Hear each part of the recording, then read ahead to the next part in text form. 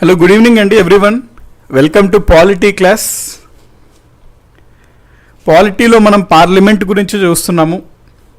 Last క్లాస్లో రాజ్యసభకు సంబంధించి చైర్మన్ గురించి, డిప్యూటీ చైర్మన్ గురించి, ప్యానల్ ఆఫ్ వైస్ చైర్పర్సన్స్ గురించి చూసాము. దాంట్లోనే భాగంగా పార్లమెంట్లో లీడర్ ఆఫ్ ద హౌస్ చూసాము. లోక్సభకు ఒక లీడర్ ఉంటారు, రాజ్యసభకు ఒక లీడర్ ఉంటారు అని చూసాము. ప్లస్ రెండు సభలలో కూడా లీడర్ ఆఫ్ ద అపోజిషన్ ఉంటారు అని మనం చూసాము. లీడర్ ఆఫ్ ద అపోజిషన్ ప్రధానంగా మనము క్యాబినెట్ మంత్రి హోదా ఉంటుంది అని చూసాము. సో ఈరోజు మనం పార్లమెంట్లో ఫర్దర్గా కంటిన్యూ చేద్దామండి. ఎక్కడైతే లాస్ట్ క్లాస్లో ఆగామో అక్కడి నుంచి మనం ఫర్దర్గా కంటిన్యూ చేద్దాం parliament topic.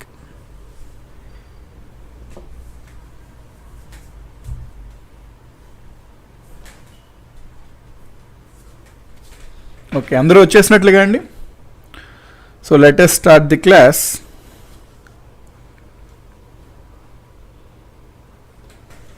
Parliament. Good evening అండి ఎవ్రీవన్.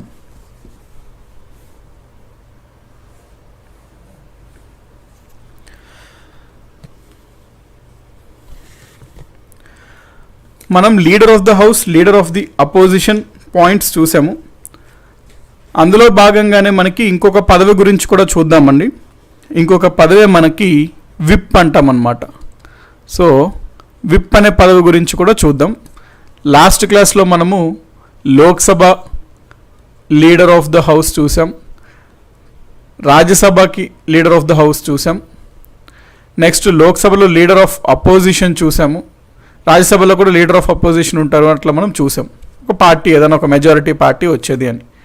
సో అట్లాగనే పదవిలో leader of the house, leader of the opposition లాగానే మనకి ఇంకొక పదవి గురించి కూడా మనం చూసుకోవాలి, విప్ అన్నమాట. రాజ్యాంగంలో, కాన్స్టిట్యూషన్లో మనకి లీడర్ ఆఫ్ ద హౌస్ గురించి ప్రస్తావన ఉన్నదండి. లీడర్ ఆఫ్ ద హౌస్ రాజ్యాంగం అంటే మోస్ట్లీ రూల్స్లో అండి. రాజ్యాంగం కన్నా బెటర్ ఏంటి అంటే రూల్స్ అనుకుందాం, రూల్స్ ఆఫ్ ప్రొసీజర్ అంటాం. Lok Sabha, parliament rules of parliament అనుకోండి. సో రూల్స్ ఆఫ్ పార్లమెంట్ అంటే పార్లమెంట్లో పాటించాల్సిన నియమాలు ప్రకారం మనకి లీడర్ ఆఫ్ ద హౌస్ గురించి ప్రస్తావన ఉంటుంది మనకి రూల్స్లో డైరెక్ట్గా. లీడర్ ఆఫ్ ద అపోజిషన్ గురించి కూడా మనకైతే ప్రస్తావన ఉన్నది రూల్స్ ఆఫ్ ద పార్లమెంట్లో. కానీ మనకి ఆఫీస్ ఆఫ్ విప్ ఏదైతే ఉందో అది రాజ్యాంగంలో లేదు. అట్ ద సేమ్ టైం మనకి రూల్స్ ఆఫ్ పార్లమెంట్లో కూడా లేదండి. రూల్స్ ఆఫ్ పార్లమెంట్లో కూడా ఎక్కడ ప్రస్తావన లేదు విప్ అనే పదవి గురించి. సో ఈ పాయింట్ మీద ప్రశ్న ఎగ్జామ్లో ఎట్లా అడుగుతాడంటే లీడర్ ఆఫ్ ద హౌస్ లేదా లీడర్ ఆఫ్ ద అపోజిషన్ మనకి ఎక్కడ ప్రస్తావించబడినది అని అంటాడు. రూల్స్ ఆఫ్ పార్లమెంట్లో ప్రస్తావించబడినది అంటాడు. లేదా ప్రశ్న ఎట్లా అడుగుతాడంటే మనకి ఎగ్జామ్స్లో క్రింద ఇచ్చిన ఏ పదవి పార్లమెంట్ రూల్స్ ఆఫ్ పార్లమెంట్లో ప్రస్తావన లేదు అంటాడు. ప్రస్తావన లేదు. అప్పుడు క్వశ్చన్స్ ఆప్షన్స్ ఎట్లా ఇస్తాడు? Leader of opposition, leader of Lok Sabha, leader of Rajya Sabha, డి ఎక్కడో విప్ ఇస్తాడు. సో విప్ కనుక మనం చూసుకున్నట్లయితే ఆ పదవి గురించి ప్రస్తావన రూల్స్ ఆఫ్ పార్లమెంట్లో ఎక్కడ మెన్షన్ చేసి లేదు. కాబట్టి ఆన్సర్ మనం విప్ అని ఆన్సర్ చేయాలి. మరి ఎక్కడ ప్రస్తావించకపోతే మరి ఎక్కడి నుంచి సార్ మనం విప్ అసలు ఎప్పటి నుంచి అంటే మనం దేని ద్వారా ఈ పదవిని పెట్టుకున్నామంటే సాంప్రదాయంగా అండి, కన్వెన్షన్ అంటాం అన్నమాట. మనము ఒక కన్వెన్షన్గా ప్రపంచవ్యాప్తంగా పార్లమెంటరీ ప్రభుత్వాలు ఎక్కడున్నా జనరల్గా ఈ విప్ అనే పదవిని పెట్టుకుంటారు. సో అందులోనే మనం సాంప్రదాయంగా ఈ విప్ అనే పదవిని మనం భారతదేశం కూడా ప్రతి పొలిటికల్ పార్టీ, ప్రతి రూలింగ్ అవ్వనివ్వండి, అపోజిషన్ అవ్వనివ్వండి, ఒక ఓటు వచ్చిన చిన్న పార్టీ అయినా సరే జనరల్గా ఏంటంటే ప్రతి పార్టీ కూడా తనలో ఒక సభ్యుడిని విప్ లాగా నియమించుకుంటారనమాట. ఓకే, ఒక పార్టీ ఉంది, ఒక వ్యక్తిని విప్గా నియమించుకున్నారు. ఇతను చేసే పని ఏంటి అనేది మనం చూద్దామండి. సింపుల్గా ఏంటి అంటే విప్ అనే అతను ఎట్లా వ్యవహరిస్తాడంటే, ఇప్పుడు ఒక క్లాస్ ఉందనుకోండి, ఆ క్లాస్ లీడర్ సిఆర్ ఎవరో ఉంటారు కదా, క్లాస్ లీడర్ లాంటి వాడు అండి. బేసికలీ విప్ అనేది ఒక క్లాస్ లీడర్ లాంటి వాడు అనమాట, సింపుల్గా చెప్పుకోవాలనుకుంటే. విప్ అనే అతను జనరల్గా ఏం చేస్తాడంటే, ఆ పొలిటికల్ పార్టీకి సంబంధించి ఏదన్నా పార్టీ మీటింగ్స్ అవుతున్నా ఏ పరంగా అన్నా అటెండెన్స్ ఉండడానికి చూస్తాడండి. ప్రధానంగా పొలిటికల్కి సంబంధించి పార్టీ మీటింగ్స్ అవుతున్నా, లేకపోతే పార్లమెంట్లో సమావేశాలకి ఇంపార్టెంట్ ఏదన్నా మ్యాటర్ పైన ఓటింగ్ ఉన్నా, మరి వాటికి సంఖ్యాబలం అవసరం కాబట్టి ఆ పొలిటికల్ పార్టీకి చెందిన సభ్యులు సమావేశం అవడానికి కావాల్సిన అటెండెన్స్ అనేది ఇతను చూసుకుంటాడు అనమాట, బాధ్యత. అంటే అందరికి ఇన్ఫామ్ చేస్తాడు, ఈరోజు మనకు ముఖ్యమైనదండి ఓటింగ్ ఉంటుంది, ఆ ఓటింగ్ మన పార్టీ, మనం ఏదైతే పార్టీ పరంగా అనుకున్నామో ఆ రకంగా మనం ఓటింగ్ వేయాలి, అందరూ హాజరు కావాలండి అనేది కోఆర్డినేట్ చేస్తాడనమాట. నెక్స్ట్, పార్లమెంట్లో సభ్యులు ఉంటారు, పార్లమెంట్ సభ్యులు, ఆ పొలిటికల్ పార్టీ పార్లమెంట్ సభ్యుల యొక్క బిహేవియర్, వాళ్ళ యొక్క ప్రవర్తనని కూడా ఈయన రెగ్యులేట్ చేస్తాడు. ఆ పార్టీకి సంబంధించి సభ్యుల ప్రవర్తన కూడా ఇతను బిహేవియర్ చూస్తాడనమాట, నియంత్రిస్తుంటాడు బేసికలీ వాళ్ళ యొక్క ప్రవర్తన కూడా. జనరల్గా ఏంటి అంటే విప్ ఏదైతే సూచిస్తాడో పార్టీ సభ్యులు ఇన్ జనరల్గా పాటించాలండి. ఒకవేళ గనక సభ్యులు విప్కి వ్యతిరేకంగా విప్ యొక్క సూచన పాటించుకోకపోతే డిసిప్లినరీ యాక్షన్ అయితే వాళ్ళపైన తీసుకోవడం జరుగుతుంటుంది. ఎందుకంటే విప్ అనే అతను పార్టీ పరంగా మొత్తం అందరూ కలిసి, అంటే పార్టీ లీడరు, పార్టీ పెద్దలందరూ కలిసిన నిర్ణయాన్ని అతను అమలు చేయడానికి ప్రయత్నిస్తాడు. ఆ అమలులో భాగంగానే పార్టీ సభ్యులకి కొన్ని సూచనలు చేస్తాడు. విప్పు చేసిన సూచనలను ఒకవేళ పార్టీ సభ్యులు పాటించకపోతే ఖచ్చితంగా పార్టీకే వాళ్ళు సంథింగ్ ఎదురు తిరుగుతున్నట్టు, పార్టీకే వాళ్ళు వ్యతిరేకించినట్లు అర్థం వస్తుంది. అందుచేతనే ఎవరైతే విప్ యొక్క సూచనలను పాటించుకోకపోతే అప్పుడు వాళ్ళపైన డిసిప్లినరీ యాక్షన్ అయితే తీసుకోవచ్చును అనే పాయింట్ ఉంటుందండి. సో ఇది మనకి విప్ అనమాట. విప్ గురించి ప్రతి పొలిటికల్ పార్టీ అండి, అంటే విప్ అంటే ఓన్లీ రూలింగ్ పార్టీ వాళ్ళకే ఉంటుంది అని కాదు, ఏ పార్టీ మనం చూసుకున్నా ఈ విప్ అనే ఒక ప్రతి పార్టీ విప్ లాగా ఏర్పాటు చేసుకుంటారండి. వాళ్ళ యొక్క పార్టీకి సంబంధించి ఎవరో ఒక వ్యక్తిని పెట్టుకుంటారు విప్గా అనమాట. So leader of the house, leader of the opposition, whip, ఈ మూడు పదవులు మనము నోట్ చేసుకోవాలండి. నెక్స్ట్,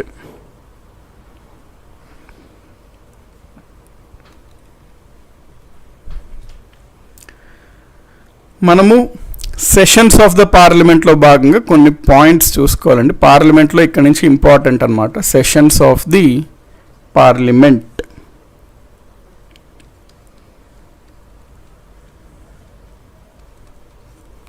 సెషన్స్ ఆఫ్ ద పార్లమెంట్లో భాగంగా మనం కొన్ని టర్మ్స్ చూసుకుందాలి. First summoning, first concept summoning. Summon అంటాం, సమ్మనింగ్ లేదా సమ్మన్ అంటాం.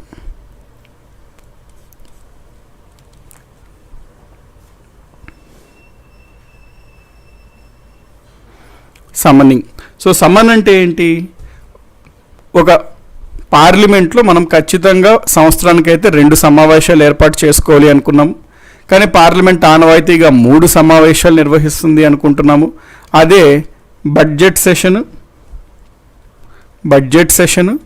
2 మాన్సూన్ సెషను, 3 వింటర్ సెషను, శీతాకాలపు సమావేశాలు. బడ్జెట్ సెషన్ మనకి ఫిబ్రవరి టు మే వరకు ఉంటాయి. మాన్సూన్ సెషన్ మనకి జూలై టు సెప్టెంబర్ ఉంటుంది. వింటర్ మనకి నవంబర్ టు డిసెంబర్ ఉంటుంది. ఇవి పార్లమెంటు సమావేశాలు. వీటిపైన ప్రశ్నలు ఎట్లా అడుగుతాడంటే, ఎక్కువ కాలం ఉన్న సమావేశం ఏది అంటాడు. ఎక్కువ కాలం ఉన్న సమావేశం ఏది అంటే ఇక్కడ మీరు చూసుకున్నట్లయితే ఇది దాదాపుగా ఫిబ్రవరి, మార్చ్, ఏప్రిల్, మే 4 నెలలు ఉంటుంది. ఇది జూలై, ఆగస్ట్, సెప్టెంబర్ 3 నెలలు ఉంటుంది. ఇది నవంబర్, డిసెంబర్ కేవలం 2 నెలలు మాత్రమే ఉంటుంది. సో ఎక్కువ కాలం నడిచే సమావేశం ఏది అంటే బడ్జెట్ సమావేశం అని ఆన్సర్ చేయాలి. నెక్స్ట్, తక్కువ కాలం నడిచే సమావేశం ఏది అంటాడు. అది శీతాకాలపు సమావేశం, winter session of the parliament. కేవలం 2 నెలలు మాత్రమే. ఈ 2 రకాల ప్రశ్నలు అడుగుతాడు పార్లమెంట్ సెషన్స్ పైన. అయితే సాంప్రదాయంగా ప్రకారం పార్లమెంట్ ఒక సంవత్సరంలో ఎన్ని సమావేశాలు ఏర్పరుస్తుంది అంటాడు. 3. చట్టం ప్రకారం, రాజ్యాంగం ప్రకారం పార్లమెంట్ సంవత్సరానికి కనీసం ఎన్ని సమావేశాలు ఏర్పరచు చేయాలి అంటాడు. 2. ఒక సమావేశానికి మరొక సమావేశానికి గరిష్టంగా ఎంత కాల వ్యవధి ఉండవచ్చును అంటాడు. 6 నెలలు. ఇవన్నీ స్టాండర్డ్ పాయింట్స్ అన్నమాట. సో ఇప్పుడు మనకి ఒక సమావేశం ఏర్పాటు చేయాలి ఇప్పుడు ఒక సమావేశంని ఏర్పాటు చేయాలి, సమావేశంని పిలవాలి ఫస్ట్. ఓకే, పార్లమెంట్ సభ్యులు మీరు సమావేశం ఏర్పరచండి పలానా రోజు నుంచి అనే దాన్నే మనము సమన్ అంటాం. సో సమన్ అంటే అర్థం ఏంటి అంటే సమావేశంని ఏర్పాటు చేయడం అని చెప్పి. పార్లమెంటు సమావేశాన్ని ఏర్పాటు చేయడంనే మనము సమన్ అని అంటాము. మరి ఎవరు అధికారం ఉంటుంది పార్లమెంట్ని సమన్ అవ్వండి అంటే సమావేశం ఏర్పరచండి అని చెప్పే అధికారం ఎవరికి ఉంటుంది అంటే రాష్ట్రపతికి ఉంటుందండి అధికారం. సో ప్రెసిడెంట్కి ఉంటుంది అధికారం. ఏం అధికారము? సమ్మనింగ్ అధికారం. సో రాష్ట్రపతి ఎప్పటికెప్పుడు పార్లమెంట్కి సమన్ చేయమని ఆదేశిస్తాడు. సో రాష్ట్రపతి చెప్పిన విధంగా చెప్పిన రోజున పార్లమెంటు సమావేశం అయితే అవుతుంది. కాబట్టి సమన్ అంటే సమావేశం ఏర్పాటు చేయడం. సమావేశాన్ని ఏర్పాటు చేసే అధికారం రాష్ట్రపతికి ఉంటుంది.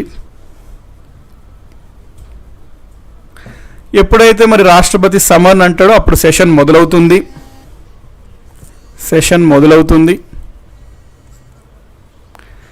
సెషన్ మొదలవుతున్నప్పుడు మనకి కొన్ని రోజులు జరుగుతాయి కదా, ప్రతిరోజు జరిగే సెషన్ని మనము మీటింగ్ అంటాము.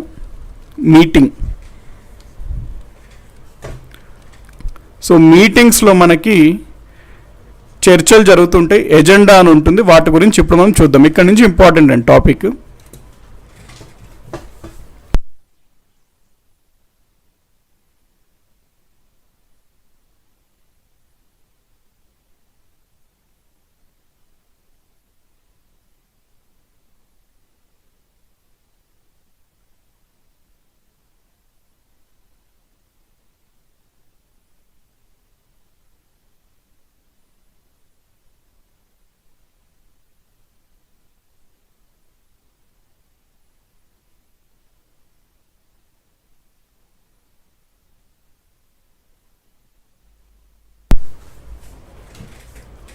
ఇప్పుడు వినిపిస్తుంది కదండి, మధ్యలో ఆడియో ఇదైంది.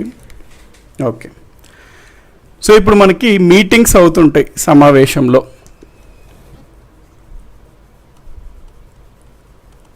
అంటే మీనింగ్స్, ఈ వర్డ్స్ మీనింగ్స్ తెలుసుకోవాలండి. సెషన్ వేరు, సమన్ వేరు, మీటింగ్స్ వేరు. సో మనకి ఒక సెషన్లో చూసుకున్నట్లయితే ప్రతిరోజు మీటింగ్స్ జరుగుతాయి. సో ఒక సెషన్లో సభ ప్రతిరోజు మీటింగ్స్ని ఏర్పాటు చేసుకుంటుంది. మొత్తం ఒక సభలో కంప్లీట్గా మీటింగ్స్ అంతా జరిగినాయి ఒక 2-3 నెలలు. ఫర్ ఎగ్జాంపుల్ బడ్జెట్ సెషన్ చూసుకున్నట్లయితే రాష్ట్రపతి ఫిబ్రవరిలో సమావేశం ఏర్పరచండి అని ఆజ్ఞిస్తాడు, దాన్ని సమన్ అంటాము. మే వరకు చర్చలు జరుగుతాయి, ప్రతిరోజు జరిగేదాన్ని మనం మీటింగ్ అంటాము. మే వరకు చర్చలు జరిగాయి. మే వరకు చర్చలు జరిగాక ఇప్పుడు సమావేశం ఏం చేయాలి? కంప్లీట్గా ఆ పర్టికులర్ సమావేశాన్ని రద్దు చేయాలి. ఆ సమావేశంని రద్దు చేసే అధికారం కూడా మళ్ళీ రాష్ట్రపతికే ఉంటుందండి, ప్రెసిడెంట్కే ఉంటుంది. సో ఇప్పుడు ప్రెసిడెంట్ ఏం చేస్తాడు అంటే సమావేశాన్ని మీరు బాగానే స్టార్ట్ చేశారు, మీటింగ్స్ జరిపారు, సమావేశం పూర్తయింది, ఆ సమావేశంని ఇంకా కంప్లీట్గా మీరు ఎండ్ చేయండి అంటాడు. దాన్నే మనము రిసెస్ అంటాం అన్నమాట. సో రిసెస్ అంటే ఇక్కడ సమన్ అంటే సమావేశం, సెషన్ స్టార్ట్ చేయడంని మనము సమన్ అంటాము. రిసెస్ అంటే సమావేశంని ఎండ్ చేయడం అన్నమాట. అంటే కంప్లీట్గా పూర్తిగా ఒక సమావేశంని ఎండ్ చేయడంని మనము రిసెస్ అంటాము. రెసెస్ చేసే అధికారం కూడా ఎవరికి ఉంటుందంటే రాష్ట్రపతికి ఉంటుంది.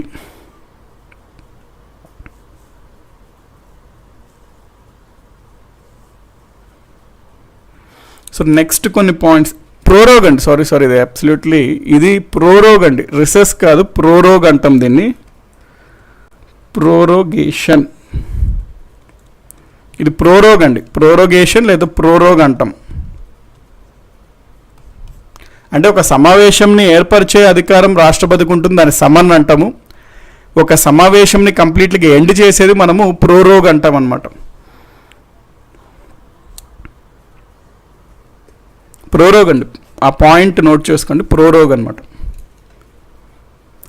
సో ఇప్పుడు మనం సమావేశం జరుగుతుండగా ఏం జరుగుతుంటుందో చూద్దామండి. సమావేశం అయితే జరుగుతుంది, సెషన్ జరుగుతుంది. సెషన్లో భాగంగా మనకి చాలా మీటింగ్స్ అయితే ఉంటాయి. ఫర్ ఎగ్జాంపుల్ సెషన్ ఫిబ్రవరి 1వ తారీఖు మొదలైంది అనుకోండి. ఫిబ్రవరి 1 సెషన్ జరుగుతుంటుంది. ఫిబ్రవరి 2 కూడా మనకి మీటింగ్ జరిగింది. ఫిబ్రవరి 2 ఏమైందంటే ఫిబ్రవరి 2 మధ్యాహ్నం ఎప్పుడు అనుకోండి, ఫర్ ఎగ్జాంపుల్ ఫిబ్రవరి 2 ఆఫ్టర్నూన్ అయింది. సభలో కొంచెం గందరగోళంగా ఉంది. అప్పుడు సభ యొక్క అధ్యక్షుడు, లోక్సభ అనుకుంటే అది లోక్సభ స్పీకరు, రాజ్యసభ అనుకుంటే రాజ్యసభ యొక్క చైర్మన్, ఎవరైతే అధ్యక్షత వహిస్తున్నారో వారండి. సభ అయితే అనుకున్న విధంగా ముందుకు సాగట్లేదు కాబట్టి సభని తాత్కాలికంగా నేను వాయిదా వేస్తున్నాను అంటాడు. ఏమంటాడు? సభ తాత్కాలికంగా వాయిదా వేస్తున్నాను, మళ్ళీ సభ 2 రోజుల తర్వాత అనగా ఫిబ్రవరి 4న సమావేశం అవుతుంది అంటాడు అనమాట. ఆర్డర్ వేస్తాడు అక్కడ సభాధ్యక్షుడు. ఇక్కడ సభాధ్యక్షుడు ఏం చేసినట్టు? సభని వాయిదా వేశాడు. అయితే వాయిదా వేసినప్పుడు మళ్ళీ ఎప్పుడు సమావేశం అవుతాడు అనేది చెప్పాడా అంటే ఎస్ చెప్పాడు, మళ్ళీ ఎప్పుడు సమావేశం అవుతామని చెప్పాడు. సో ఈ విధంగా మళ్ళీ ఎప్పుడు సమావేశం ఏర్పాటు అవ్వాలో అని తెలుపుతూ డేట్ని వాయిదా వేస్తే దాన్నే మనము ఎడ్జర్న్ అని అంటాము. దాన్నే ఎడ్జర్న్మెంట్ అంటాం. ఎడ్జర్న్ ఆర్ ఎడ్జర్న్మెంట్, దాన్నే మనము ఎడ్జర్న్మెంట్ అని అంటాము. సో ఎడ్జర్న్మెంట్ గురించి ప్రశ్నలు ఎట్లా అడుగుతాడో చూద్దామండి. ఎగ్జామ్స్లో ఎడ్జర్న్ చేసే అధికారం ఎవరికి ఉంటుంది అంటాడు. ఆన్సర్ అప్పుడు మనము లోక్సభ అయితే లోక్సభ యొక్క స్పీకర్కి ఉంటుందని చెప్పాలి. రాజ్యసభ అయితే ఎవరైతే అధ్యక్షత వహిస్తే వాళ్ళకండి, చైర్మన్కి ఉంటుంది. సో సభాధ్యక్షులకు ఉంటుందన్నమాట ఎడ్జర్న్ చేసే అధికారం. ఎడ్జర్న్ అంటే సింప్లీ ఏంటంటే సస్పెండ్ చేయడం అన్నమాట, సమావేశం తాత్కాలికంగా వాయిదా వేయడం. వాయిదా ఎంతకాలం వేయచ్చు అంటే గంటలు, కొన్ని గంటలు. ఫర్ ఎగ్జాంపుల్ ఫిబ్రవరి 2 మధ్యాహ్నం ఏమంటాడు, 12 గంటలు అయింది అనుకోండి, మనం మళ్ళీ తిరిగి సాయంత్రం 3 గంటలకు సమావేశం అవుదాం అనొచ్చు. సో గంటలు వాయిదా వేయచ్చు. లేదా మనం తిరిగి మళ్ళీ ఫిబ్రవరి 4న కలుసుకుందాం అనొచ్చు, కొన్ని రోజులు వాయిదా వేయచ్చు. లేదా మనం ఒక ఫిబ్రవరి 2 కది రోజు ఇంకా 2 వారాల తర్వాత మనం కలుసుకుందాం. 2 వారాలు అనగా ఎప్పుడో ఫిబ్రవరి మనం 18తో ఎప్పుడో కలుసుకుందాం, అట్లా కూడా ఇవ్వచ్చు. అంటే వారాలు కూడా వాయిదా వేయచ్చు. మ్యాక్సిమం ఇంత రోజులు మాత్రమే వాయిదా వేయాలి అని ఏమీ లేదు. వాయిదా అనేది గంటలు లేదా రోజులు లేదా వారాలు కూడా వాయిదా వేయచ్చు. కాకపోతే మళ్ళీ తిరిగి ఎప్పుడు సమావేశం అవుతాము అనేది మాత్రం సభాధ్యక్షుడు వాయిదా వేసినప్పుడు క్లియర్గా మెన్షన్ చేయాలన్నమాట. సో దాన్నే మనము ఎడ్జర్న్మెంట్ అని అంటాము. ఎడ్జర్న్మెంట్ అంటాం.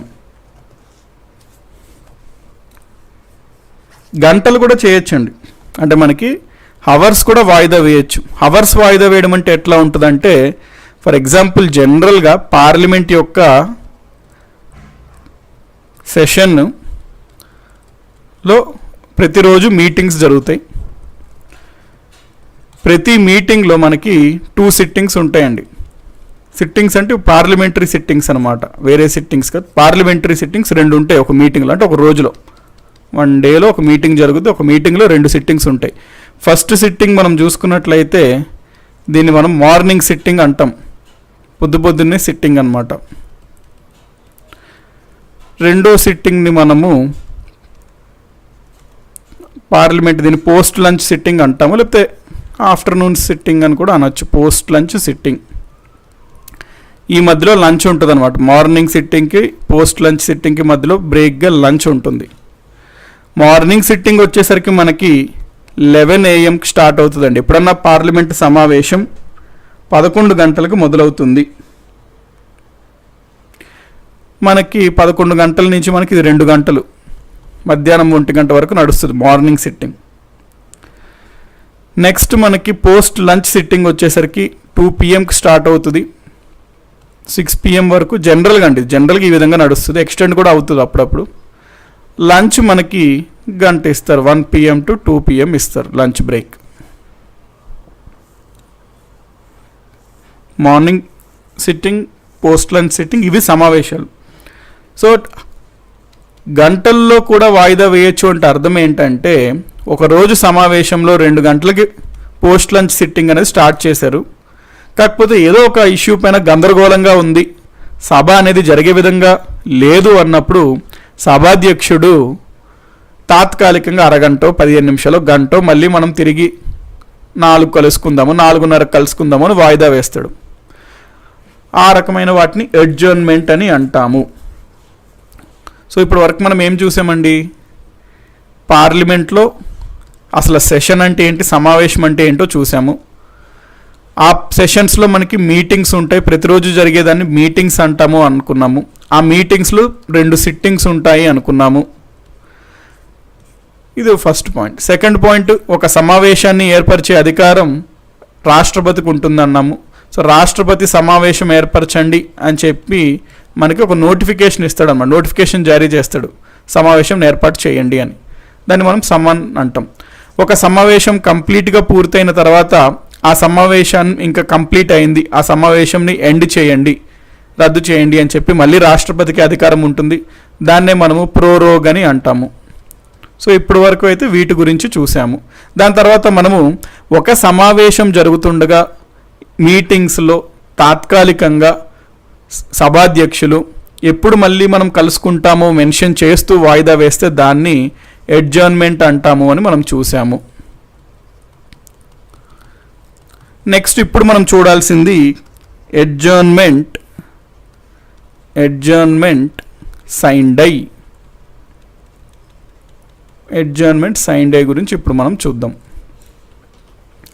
సింపుల్, ఏం లేదు. ఇందాక ఏంటి, మనకి ఒక సభ ఉంటే ఆ సభ ఏదన్నా కారణం చేత వాయిదా వేయాలి అని ఒకవేళ స్పీకర్ కానీ ఆ సభాధ్యక్షుడు భావిస్తే ఏదో ఒక టైంని మళ్ళీ ఎప్పుడు మనం కలుసుకుంటామో చెప్తూ వాయిదా వేస్తాడు. కానీ కొన్ని సందర్భాలలో సభాధ్యక్షుడు మళ్ళీ మనము ఎప్పుడు కలుసుకుంటాము అనేది ప్రస్తావించకుండా నిరవధికంగా సభని వాయిదా వేస్తాడనమాట.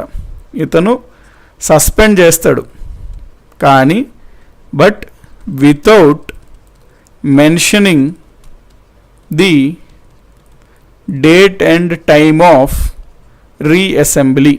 మళ్ళీ మనం తిరిగి సమావేశం ఎప్పుడు పునరుద్ధరించుకుంటాము అని సమయం కానీ ఏ రోజు అని ప్రస్తావించకుండా ఒకవేళ తాత్కాలికంగా వాయిదా వేస్తే దాన్ని మనము అడ్జర్న్మెంట్ సైన్ డై అని అంటాము. Suspend but without mentioning date and time of రీఅసెంబ్లీ.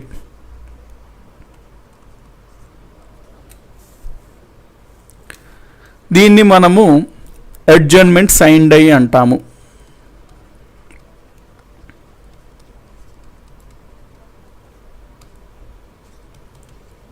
Adjournment sine die.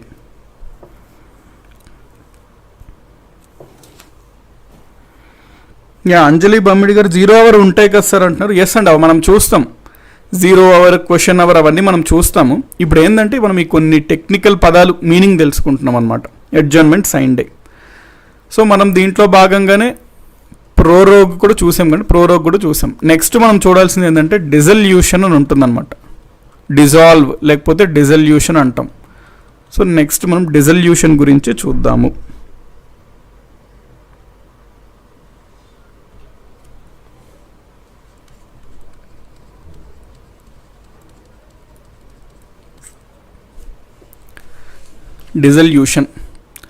Dissolution అంటే అర్థం ఏంటంటే ఒక సభ, ముఖ్యంగా లోక్సభకే ఉంటుందండి, డిజల్యూషన్ అంటే అర్థం ఏంటంటే ఆ సభని రద్దు చేయడం అండి.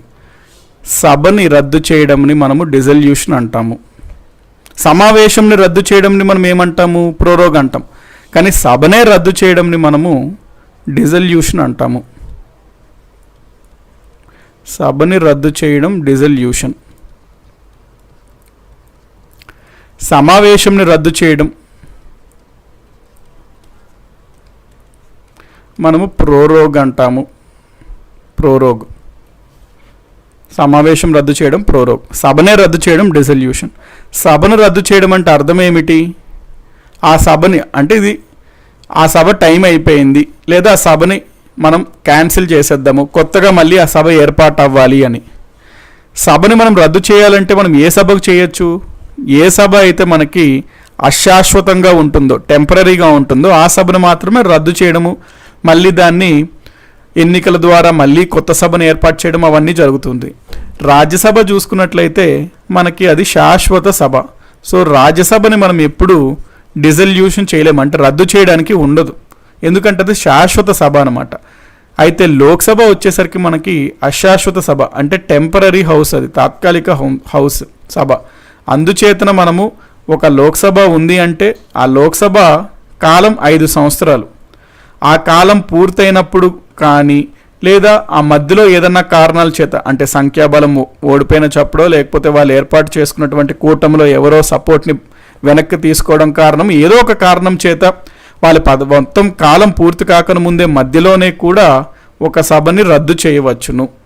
దాన్ని మనం before the expiry of the term అంటాం. అంటే సభ యొక్క కాలం పూర్తి కాక ముందే కూడా రద్దు చేయొచ్చు, లేదా పూర్తి అయ్యింది అనుకోండి ఆటోమేటిక్గా రద్దు అవుతుంది. సో ఆ విధంగా ఒక సభని రద్దు చేయడంనే మనము డిజల్యూషన్ అని అంటాము.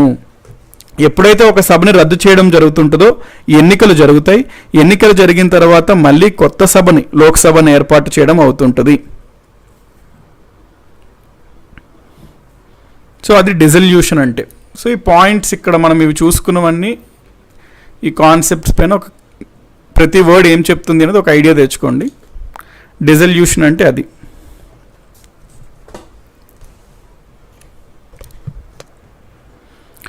డిజల్యూషన్ గురించి మనం చూసినప్పుడు లోక్సభ ఉంది. లోక్సభ కాలం 5 సంవత్సరాలు. ఫర్ ఎగ్జాంపుల్ ప్రస్తుతం ఉన్న లోక్సభ 2019లో ఏర్పడింది, 2024 వరకు కొనసాగుతుంది. 2024 వరకు లోక్సభ కంప్లీట్ అయితే 5 సంవత్సరాల కాలం పూర్తవుతుంది. కాలం పూర్తయిన తర్వాత ఆటోమేటిక్గా లోక్సభ రద్దు అవుతుంది. ఎందుకు? వాళ్ళ కాలం పూర్తి అయిపోయింది కాబట్టి. సో దీన్ని మనము ఆటోమేటిక్ డిజల్యూషన్ అంటాము. సో ఎప్పుడైతే మనకి లోక్సభ మన పదవీకాలం కంప్లీట్ అయితే ఆటోమేటిక్గా రద్దు అవుతుంది. దాన్ని ఆటోమేటిక్ డిజల్యూషన్ అంటాము. కానీ ఎప్పుడన్నా లెస్ దాన్ 5 years అంటే కాలం పూర్తవ్వకని ముందే ఒకవేళ ఏదన్నా కారణం చేత రద్దు చేయగలగాలంటే ఆ అధికారం కేవలం రాష్ట్రపతికి ఉంటుందన్నమాట. సో రాష్ట్రపతి పదవీకాలం ముగించకన ముందే లోక్సభని రద్దు చేయగలుగుతాడు. So president can dissolve the Lok Sabha before the expiry of Lok Sabha term. Before the expiry of Lok Sabha term. అంటే లోక్సభ యొక్క కాలం పూర్తి కాక ముందే రాష్ట్రపతి ఆ పరిస్థితి ఉంది అని భావిస్తే రద్దు చేస్తాడు. సో ఈ ఆటోమేటిక్ డిజల్యూషన్ ప్రకారం మనకి లోక్సభని రద్దు చేయాలి అంటే రాష్ట్రపతి యొక్క ఆజ్ఞ కానీ ఆదేశం కానీ అవసరం లేదు, ఆటోమేటిక్గా అయిపోతుంది. కాబట్టి లోక్సభ ఒకవేళ తన పదవీకాలం పూర్తయిన తర్వాత ఆటోమేటిక్గా రద్దయినప్పుడు రాష్ట్రపతి ఎటువంటి ఆజ్ఞ ఆర్డర్ ఇవ్వాల్సిన అవసరం లేదు. కానీ ఒకవేళ గనక కాలం పూర్తి కాకముందే రద్దు చేయాలి అంటే ఖచ్చితంగా రాష్ట్రపతి ఆర్డర్ ద్వారానే అది రద్దు అవుతుంది. ఆ పాయింట్ నోట్ చేసుకోండి. ఎందుకంటే ఎగ్జామ్స్లో ప్రశ్న ఏమడుగుతాడంటే, ఒకవేళ మనకి లోక్సభ పదవీకాలం ముగిసిన తర్వాత ఆ లోక్సభను రద్దు చేయాలంటే ఏబిసిడి రాష్ట్రపతి ఆజ్ఞాపించాలి, రాష్ట్రపతి యొక్క ఆజ్ఞ అవసరం లేదు, అట్లాగే వేస్తాడు ఆప్షన్స్. రాష్ట్రపతి యొక్క ఆర్డర్ అవసరం లేదండి. అప్పుడు ఒకవేళ పదవీకాలం ముగించకను ముందే లోక్సభని రద్దు చేయాలంటే అప్పుడు మాత్రం కంపల్సరీ రాష్ట్రపతి మాత్రమే చేయగలుగుతాడు. రాష్ట్రపతి ఆజ్ఞాపించిన తర్వాతే అది రద్దు అవుతుంది.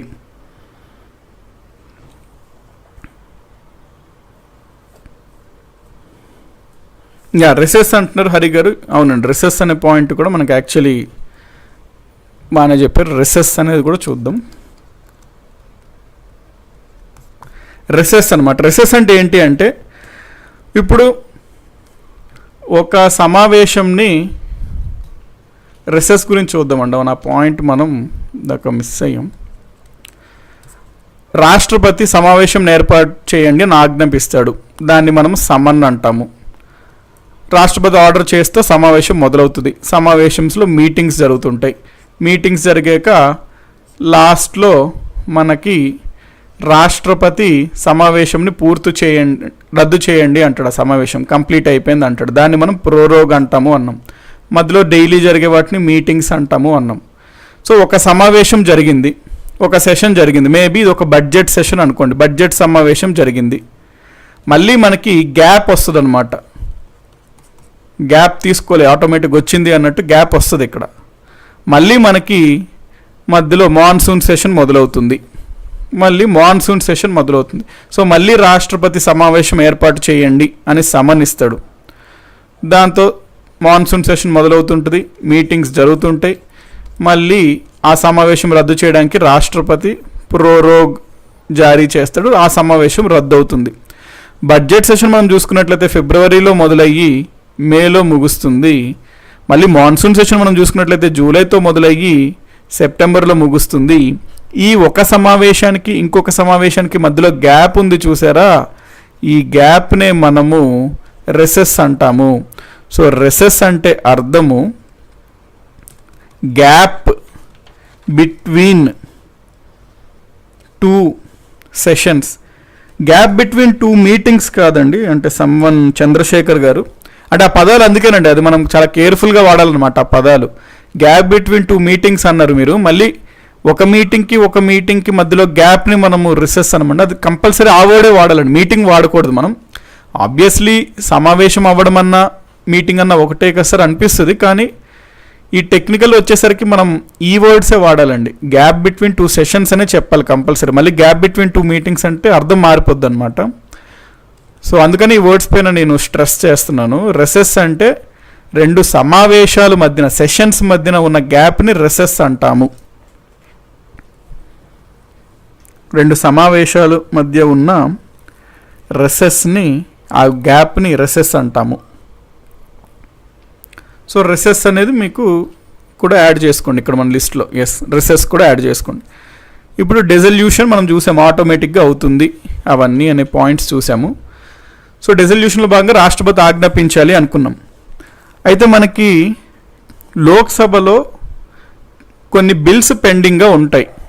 మరి లోక్సభ ఒకవేళ రద్దు అవుతే ఆ బిల్స్ సంగతి ఏంటి అనేది మనము చూడాల్సి ఉంటుంది. బిల్స్ అంటే ఏంటి అనేది అన్నీ చూసిన తర్వాత మనం ఆ కాన్సెప్ట్ చూద్దామండి. అంటే లోక్సభ రద్దయిన తర్వాత ఏ బిల్లు ఆటోమేటిక్గా రద్దు అవుతాయి, ఏ బిల్లులు రద్దు కావు అనే ఒక పాయింట్ ఉంటుంది. అది మనం బిల్స్ చూసాక చూద్దాం ఆ పాయింట్ని. సో దీంతో మనకి డెజల్యూషన్ అయ్యింది. నెక్స్ట్ కోరం అనే కాన్సెప్ట్ గురించి మనం మాట్లాడుకుందాం. సో 8th టెక్నికల్ వర్డ్ ఏంటి అంటే కోరం.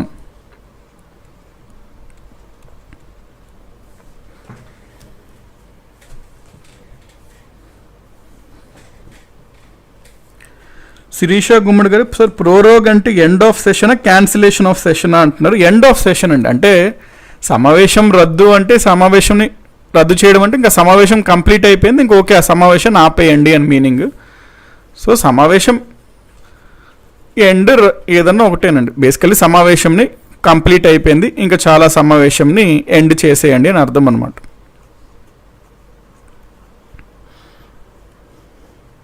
అవునండి, వేదా గారు మ్యాక్సిమం రిసెస్ టైం 6 months అని అడుగుతున్నారు. మనకి ఏమని ఉంటుంది, ఒక సమావేశానికి ఇంకొక సమావేశానికి మధ్య గరిష్ట కాలం 6 నెలలు అని ఉంటుంది. ఆ మధ్య గరిష్ట కాలంనే కదా మనం రిసెస్ అనుకున్నాము. కాబట్టి మ్యాక్సిమం రిసెస్ ఎంత ఉండొచ్చు అనే ప్రశ్న ఎప్పుడన్నా మీకు ఎగ్జామ్లో అడిగాడు అనుకోండి, మ్యాక్సిమం రిసెస్ ఇన్ పార్లమెంట్ అన్నాడు అనుకోండి, పార్లమెంట్లో మ్యాక్సిమం రిసెస్ ఎంత ఉండొచ్చు అంటే సింపుల్ 6 నెలలు అనేది రైట్ ఆన్సర్.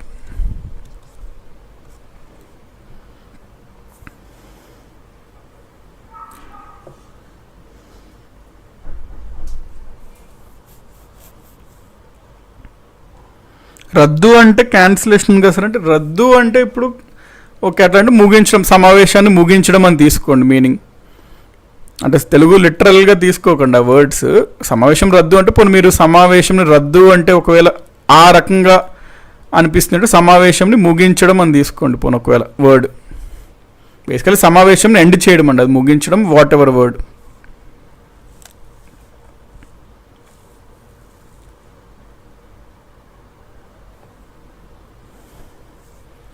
నెక్స్ట్ అట్లేం లేదండి నాగరాజు గారు, మ్యాక్సిమం అడ్జర్న్ వీకా సార్ అంటున్నారు. మనకి మ్యాక్సిమం మనం చూసాం, ఎక్కడ చూసాం, ఇదిగోండి అడ్జర్న్ అనేది గంటలు చేయొచ్చు, రోజులు చేయొచ్చు, వారాలు కూడా చేయొచ్చు. మ్యాక్సిమం అడ్జర్న్ 1 వీక్ అని ఎక్కడ లేదండి.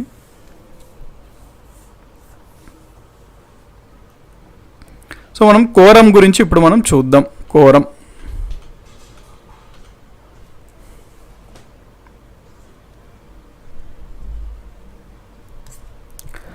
లోక్సభ ఉంది లేదా రాజ్యసభ ఉంది. ఏ సభ అయినా సరే మనకి ఒక సమావేశం జరగాలి అంటే కనీసం కొంతమంది సభ్యులు ఉంటే బాగుంటుంది కదండి సమావేశం చేయడానికి. ఎవరూ లేకుండా సభాధ్యక్షుడు ఉండి, ఆ మూల ఎవరో ఒక అతనుండి, ఈ మూల ఎవరో ఒక అతనుండి, మధ్యలో అక్కడెక్కడో ఒక అతను పబ్జీ ఆడుకుంటా ఒక ఎంతో 15 మంది ఓ పెద్ద సభలో అక్కడెక్కడో చివరిన ఒక 15 మంది ఉన్నారనుకోండి, అది ఎట్లా ఉంటుందంటే అదేదో ఒక క్యాజువల్ లాగా అయిపోద్ది అనమాట. అంటే ఒక దేశం యొక్క భవిష్యత్తు గురించి, దేశంలో జరుగుతున్న విషయాలు, చట్టాల గురించి నిర్ణయించే ఒక ఎంతో ఉన్నతమైన సమావేశంలో ఆ రకమైన పరిస్థితుల్లో సమావేశం జరుగుతుంది అంటే చూడడానికి బాగోదన్నమాట. It gives a wrong impression on to the minds of the people. అందుకని చేత మనకి కనీసం కొంత మినిమం అటెండెన్స్ ఉంటే తప్ప మనం సెషన్ని నడిపితే మంచిది కాదు. కాబట్టి ఒక సమావేశంని, ఒక మీటింగ్ని ఏర్పాటు చేసుకోవాలి అంటే కొంచెం మినిమం అటెండెన్స్ని అయితే మనం మెయింటైన్ చేసుకుందాము. ఆ మినిమం అటెండెన్స్ ఉంటేనే ఆ మీటింగ్ని మనము కొనసాగిద్దాము, లేకపోతే ఆ మీటింగ్ని రద్దు చేస్తాం, టెంపరీగా తాత్కాలికంగా వాయిదా వేస్తాము అని పెట్టుకున్నారనమాట రూల్. సో రూల్ ఎంత పెట్టుకున్నారు మరి, మినిమం అటెండెన్స్ ఎంత ఉండాలి అని పెట్టుకున్నారంటే ఓకే. సో ఇన్ జనరల్గా ప్రాక్టికల్గా మనకు చూసుకున్నట్లయితే ఒక 1/10 మనం ఉన్నారనుకోండి, అంటే మన సభలో సమావేశాల్లో సభ్యుల సంఖ్య ఎక్కువే ఉంటుంది కాబట్టి లోక్సభన రాజ్యసభన ఒక 1/10 ఉంటే కనీసం అట్లీస్ట్ ఆ సభలో ఒక మీటింగ్ జరుగుతున్నప్పటికీ చూడ్డానికన్నా కొంచెం బాగుంటుంది అని చెప్పి మినిమం అటెండెన్స్ 1/10ని డిసైడ్ చేసుకున్నారండి. అంటే లోక్సభలో మనం చూసుకున్నట్లయితే 1/10 అంటే ఎంత, కనీసం మినిమం 55 మంది సభ్యులు లోక్సభ ఎంపీస్ సమావేశానికి హాజరుపరాలి, మినిమం సమావేశం మీటింగ్ జరగాలంటే. రాజ్యసభలో మినిమం 25 మంది సభ్యులు సమావేశం అవ్వాలన్నమాట. సో మొత్తం ఆ సభలో ఉన్న సంఖ్యలో మొత్తం ఆ సభలో ఉన్న గరిష్ట సంఖ్యలో 1/10 అటెండెన్స్ ఉంటేనే మనము ఒక మీటింగ్ని ఏర్పాటు చేసుకుంటాము. ఇదే మనం కోరం అంటాము. 55 మెంబర్స్, 25 మెంబర్స్. కోరం గురించి రాజ్యాంగంలో ప్రస్తావన ఉందా అంటే ఉంది. ఏ ఆర్టికల్ తెలియజేస్తుంది అంటే ఆర్టికల్ 100 క్లాస్ 3.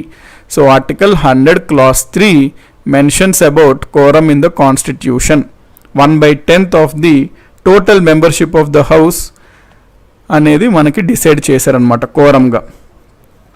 ఒకవేళ కోరం లేదనుకోండి, అప్పుడు ఆ సభ యొక్క అధ్యక్షుడు, సభాధ్యక్షుడు కోరం లేనందువలన మనకి సభని రేపటికి వాయిదా వేస్తున్నాను, లేకపోతే ఒక 2 రోజుల తర్వాత ఏదో డేట్కి వాయిదా వేస్తున్నాను అని అతను డిక్లేర్ చేస్తాడనమాట. సో సభాధ్యక్షుడు ఒకవేళ గనక కోరం లేకపోయినట్లయితే సభాధ్యక్షుడు సమావేశంని వాయిదా వేస్తాడు.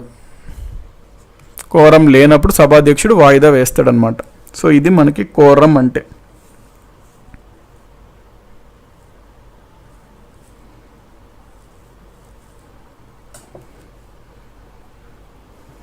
One by 10%, 1/10 or 10%, whatever.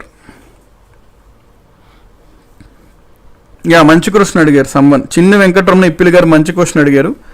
ఈ 1/10 55 మంది సభ్యులు లెక్కించేటప్పుడు మనము ఇంక్లూడింగ్ స్పీకరా సార్ అంటే స్పీకర్ని కూడా మనం కలుపుకొని 50 మందిని అంటామా, లేకపోతే స్పీకర్ సభాధ్యక్షుడిని మనం పరిగణించకుండా ఈ 55-25 అంటామంటే మంచి ప్రశ్న అడిగారండి. ఆ రకమైన ప్రశ్నలు అడుగుతాడు ఎగ్జామ్లో. సో గుర్తుపెట్టుకోండి, ఇంక్లూడింగ్ లోక్సభ అయితే చైర్మన్, రాజ్యసభ అయితే లోక్సభ అయితే స్పీకర్, రాజ్యసభ అయితే చైర్మన్. సో ఇంక్లూడింగ్ మనకి స్పీకర్ ఆర్ చైర్మన్ అండి.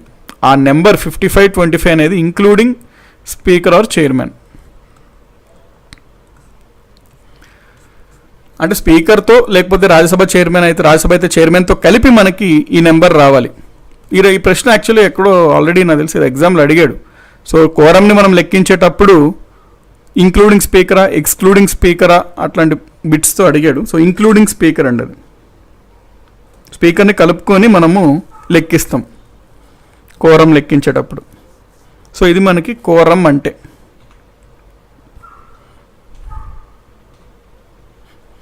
నెక్స్ట్ ఇది మనకి కోరం అంటే. నెక్స్ట్ మనకి సమావేశంలో మంత్రులకి మరియు అటార్నీ జనరల్కి ఏ విధమైన హక్కులు ఉంటాయో చూద్దాం. రైట్స్ ఆఫ్ మినిస్టర్స్ చూద్దాం ఫస్ట్. సమావేశంలో మంత్రులకి ఏ విధమైన హక్కులు ఉంటాయో చూద్దాం.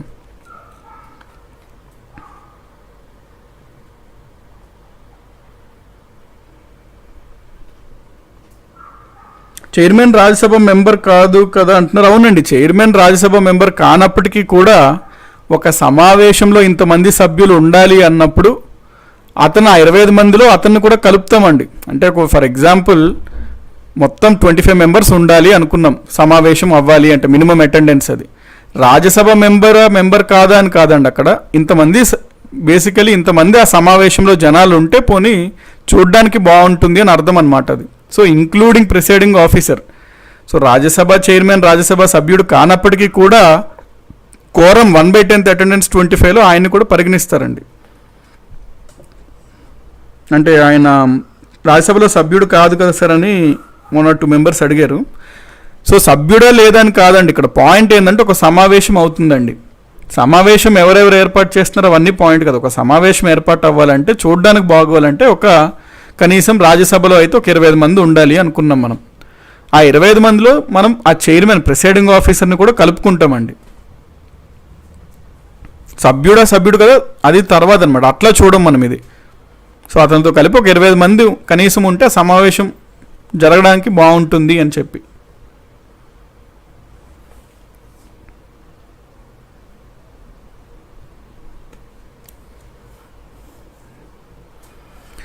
సో నెక్స్ట్ మనకి ఈ సభలు జరుగుతున్నప్పుడు సమావేశాలు ఈ మీటింగ్లలో మినిస్టర్కి ఏమేమి అధికారాలు ఉంటాయి చూద్దాం మనం. రైట్స్ ఆఫ్ మినిస్టర్స్ చూద్దాం. మినిస్టర్లకి ఏమేమి రైట్స్ ఉంటాయి సమావేశంలో. మినిస్టర్ రైట్స్ డ్యూరింగ్ సెషన్స్ సమావేశాల్లో.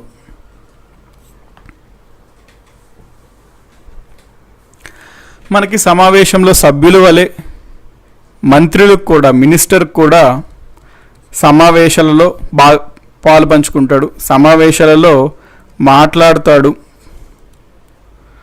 మళ్ళీ ఫస్ట్ పాయింట్ ఏంటంటే సమావేశంలో మాట్లాడతాడు, సమావేశంలో ఓటింగ్ కూడా చేస్తాడు. సెకండ్ పాయింట్ ఏంటి అంటే అండి, ఒక మినిస్టర్ మనకి ఏ సభలో అన్న సమావేశంలో పాల్గొనవచ్చును. సో ఒక minister either of the house అనమాట, అంటే లోక్సభలో కానీ రాజ్యసభలో కానీ ఏ సభలో అయినా అతను సమావేశానికి హాజరు అవ్వచ్చు.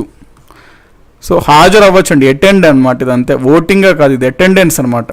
సో అటెండెన్స్ పరంగా అంటే సభలో సమావేశం ఏ సభలో జరుగుతున్నప్పటికీ ఒక మంత్రి అనే అతను హాజరు అవ్వచ్చు. అంటే ఒక లోక్సభకు చెందిన ఎంపీ మంత్రిగా ఉన్నప్పుడు రాజ్యసభ సమావేశానికి కూడా అతను హాజరు అవ్వచ్చు అనమాట. సో ఒక మంత్రి ఏ సభలో అయినా సమావేశంకి హాజరు అవ్వచ్చు. కాకపోతే అతను ఏ సభకి చెందిన వాడైతే ఆ సభ మాత్రమే అతనికి ఓటింగ్ అధికారం ఉంటుంది. ఇది అటెండెన్స్ అండి.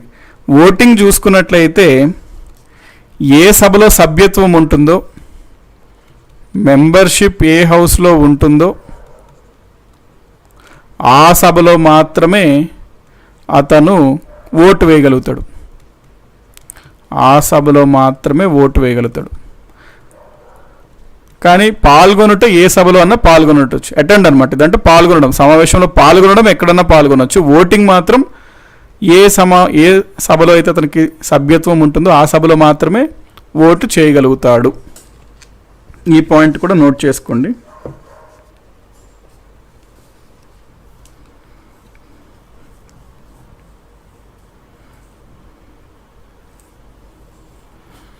సో మెంబర్షిప్ ఏ హౌస్లో ఉంటే ఆ సభలో మాత్రమే ఓటింగ్ వచ్చేసరికి.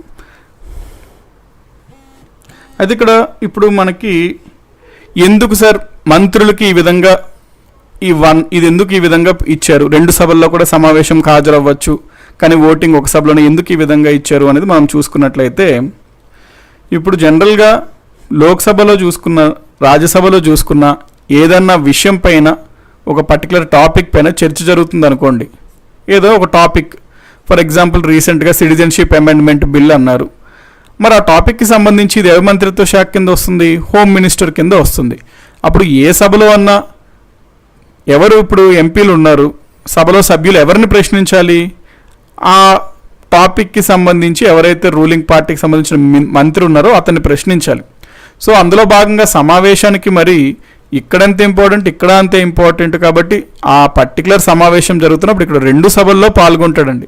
సో ఇతన్ని సభ్యులు ప్రశ్నలు అడుగుతుంటారు, ఆ ప్రశ్నల్ని ఆన్సర్ చేస్తూ ఉంటాడనమాట. సో ఈ విధంగా మనకి ఉండాలని చెప్పినే ఆ రూల్ పెట్టారు. అయితే నెక్స్ట్ ఇక్కడ ఒక పాయింట్ చూడాలి. ఏంటి అంటే, మనం ఆల్రెడీ తెలుసు, ఒక సభ్యుడు లోక్సభలో సభ్యుడు ఒక మెంబర్ లోక్సభలో సభ్యుడు కానప్పటికీ, రాజ్యసభ సభ్యుడు కానప్పటికీ, అంటే ఏ సభలోని సభ్యత్వం లేనప్పటికీ కూడా ఒక వ్యక్తిని మినిస్టర్గా మనము నియమించవచ్చును. అయితే అతను 6 నెలల్లో ఏదో ఒక సభకి సభ్యత్వం తెచ్చుకోవాలి. సో 6 నెలల లోపలే మనకు ఉందనుకోండి, అంటే రీసెంట్గా ఒక మంత్రిని అయితే నియమించారు, ఏ సభలో సభ్యత్వం లేదు అతనికి, ఇంకా 6 నెలలు ఉంది అతను ఏదో ఒక సభ్యత్వం తెచ్చుకోవడానికి. సో ప్రస్తుతం మనం చూసుకున్నట్లయితే ఆయన ఏ సభలోని సభ్యత్వం లేదు. మరి అట్లాంటప్పుడు ఇతను ఏంటి, ఇతను కూడా చర్చల్లో పాల్గొనవచ్చునా అంటే ఎస్ అండి, ఇతను కూడా సమావేశాల్లో పాల్గొనవచ్చు. ఏ సభలో అంటే లోక్సభలో పాల్గొనవచ్చు, రాజ్యసభలో పాల్గొనవచ్చు. మరి ఇక్కడ ఈయనకి ఓటింగ్ అధికారం ఎక్కడ ఉంటుంది అంటే, ఈయనకి ఓటింగ్ వచ్చేసరికి ఇక్కడ ఉండదు, ఇక్కడ ఉండదండి. ఎందుకంటే అతను సభలో సభ్యుడైతేనే ఓటింగ్ అధికారం ఉంటుంది తప్ప, సభలో ఇతనికి సభ్యత్వం లేదు కాబట్టి ఓటింగ్ అయితే ఎక్కడ ఉండదు. కానీ సెషన్లో పాల్గొనటం మాత్రం ఎక్కడన్నా పాల్గొనవచ్చును, ఇతన్ని ప్రశ్నలు అడగవచ్చును, అతను ప్రశ్నలు అడిగిన వాటికి సమాధానాలు ఇవ్వచ్చు, అన్నీ జరుగుతాయి యాజ్ యూజువల్. ఓన్లీ ఓటింగ్ ఉండదు అనమాట, అంతే. 2 సభల్లోనే ఉండదు ఇతనికి ఓటింగ్.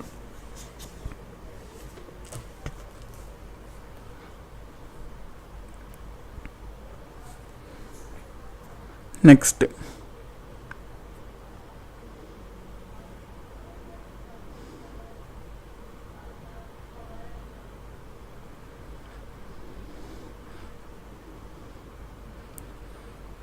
$550 సమ్వన్ ఏదో అడుగుతున్నారు. 550 లోక్సభ మ్యాక్స్ 552, బట్ ఎస్ 550 అంటున్నారు. అవునండి, 2 ఆంగ్లో ఇండియన్స్ని తీసేస్తారు కాబట్టి ఇప్పుడు ప్రెసెంట్ 550 రైట్.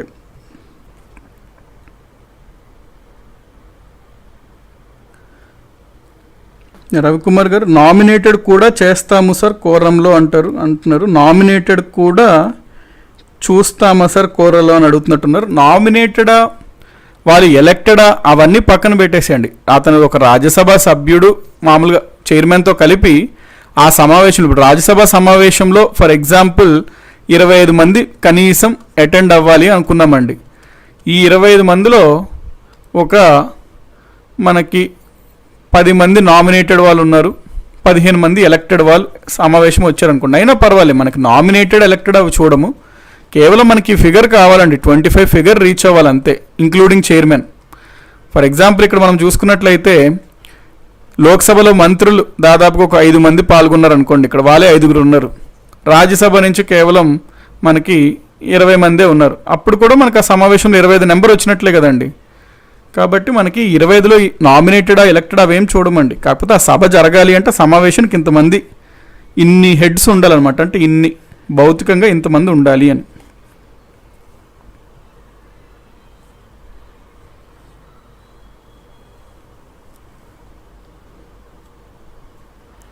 సాయి బ్రహ్మం గారు సరే సభలో అటెండెన్స్ % తక్కువగా ఉంటే ఏమవుతుందంటే ఏమవుదండి, వాయిదా అవుతుంది అంతే.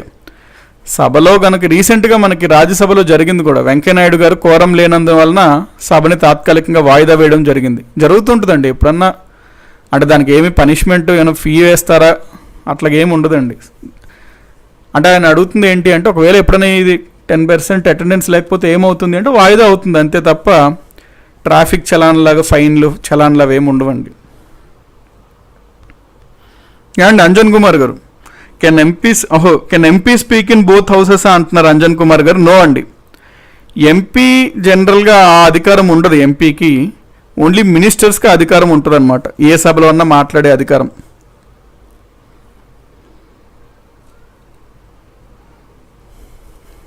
ఓకే, యా సాయి కిషోర్ గారు ఫస్ట్ పాయింట్ అంటున్నారు.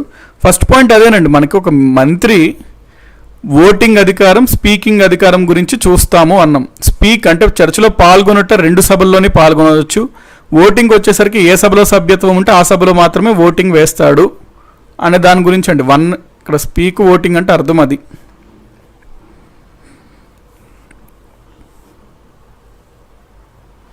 సిఏబి గురించి ఆల్రెడీ చూసామండి శశిధర్ గారు. మనం సిఏబి గురించి క్లియర్గా సిటిజన్షిప్ అనే టాపిక్ చదివాము, మోస్ట్లీ స్టార్టింగ్లో ఉంటుంది. సిటిజన్షిప్లో సిఏబి గురించి చూసామండి.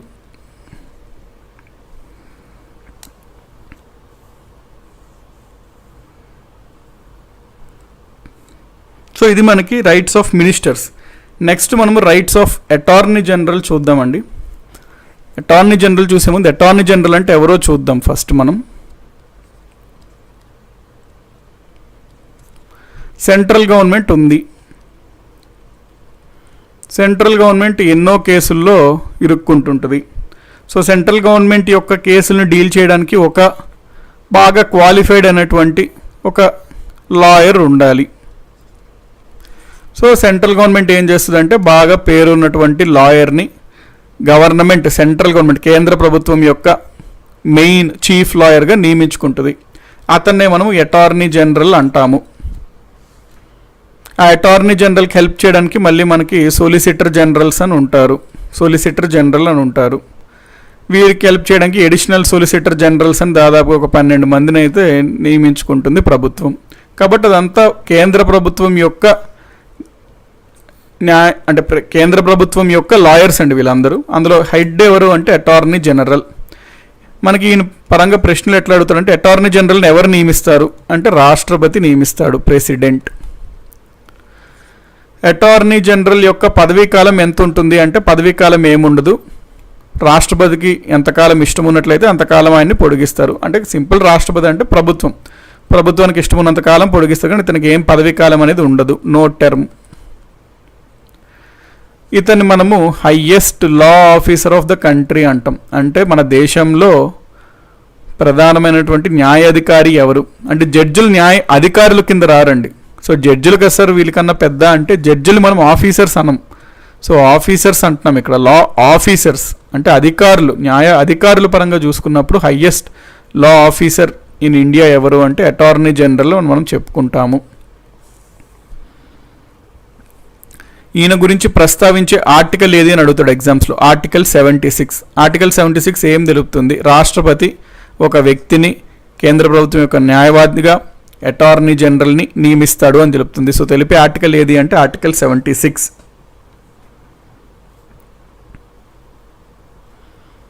సో ఇది అటార్నీ జనరల్ అండి. అంటే ఈయనకు కూడా కొన్ని హక్కులు ఉంటాయి సభలకి సమావేశాలకి సంబంధించి.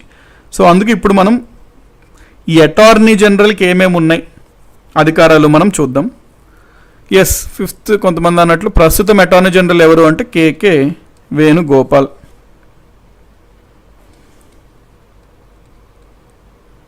కేకే Venugopal.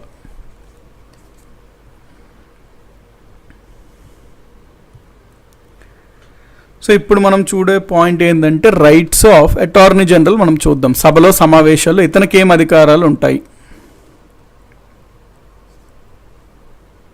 Rights of attorney general.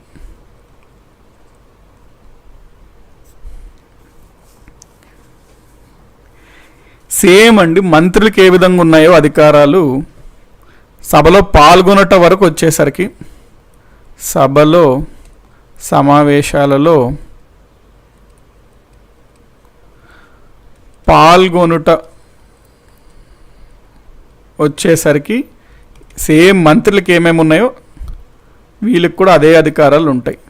పాల్గొనుట అంటే ఏ సభలో అన్నా ఏ సమావేశంలో అన్నా ఈ అటార్నీ జనరల్కి కూడా పాలు పంచుకునే హక్కు ఉంటుంది. అయితే ఇక్కడ డౌట్ వస్తుంది మీకు, సార్ లోక్సభలో పాల్గొనవచ్చు అన్నారు, బాగుంది, రాజ్యసభలో కూడా పాల్గొనవచ్చు అన్నారు, బాగుంది, అప్పుడప్పుడు ఉమ్మడి సమావేశం ఉంటుంది, జాయింట్ సిట్టింగ్లు ఏర్పాటు చేస్తారు అప్పుడప్పుడు, ఉమ్మడి సమావేశంలో కూడా మరి వీళ్ళు పాల్గొనవచ్చు అంటే ఎస్ అండి, అఫ్ కోర్స్, వై నాట్. మనకి ఉమ్మడి సమావేశంలో కూడా మంత్రులు లేదా అటార్నీ జనరల్ పాల్గొనవచ్చునండి. సో పాల్గొనుట same as minister, Lok Sabha, Rajya Sabha, joint sitting. Voting వచ్చేసరికి ఇతను ఏ సభలోని సభ్యుడు కాదు కాబట్టి ఇతనికి ఓటింగ్ హక్కు ఉండదు, కాబట్టి కంప్లీట్గా ఇతనికి ఓటింగ్ హక్కు అయితే ఉండదు. పాల్గొనడం మాత్రం మంత్రి వలె పాల్గొనగలుగుతాడు. నో ఓటింగ్ అండి, ఓటింగ్ రైట్స్ ఇతనికి ఉండవు, ఓటింగ్ రైట్స్ ఉండవు. సో ఇది మనకి అటార్నీ జనరల్కి సంబంధించి. సెతల్వాద్ అండి, ఫస్ట్ అటార్నీ జనరల్ ఎవరు సార్ అని అడుగుతున్నారు, సెతల్వాద్ అనమాట ఫస్ట్ అటార్నీ జనరల్.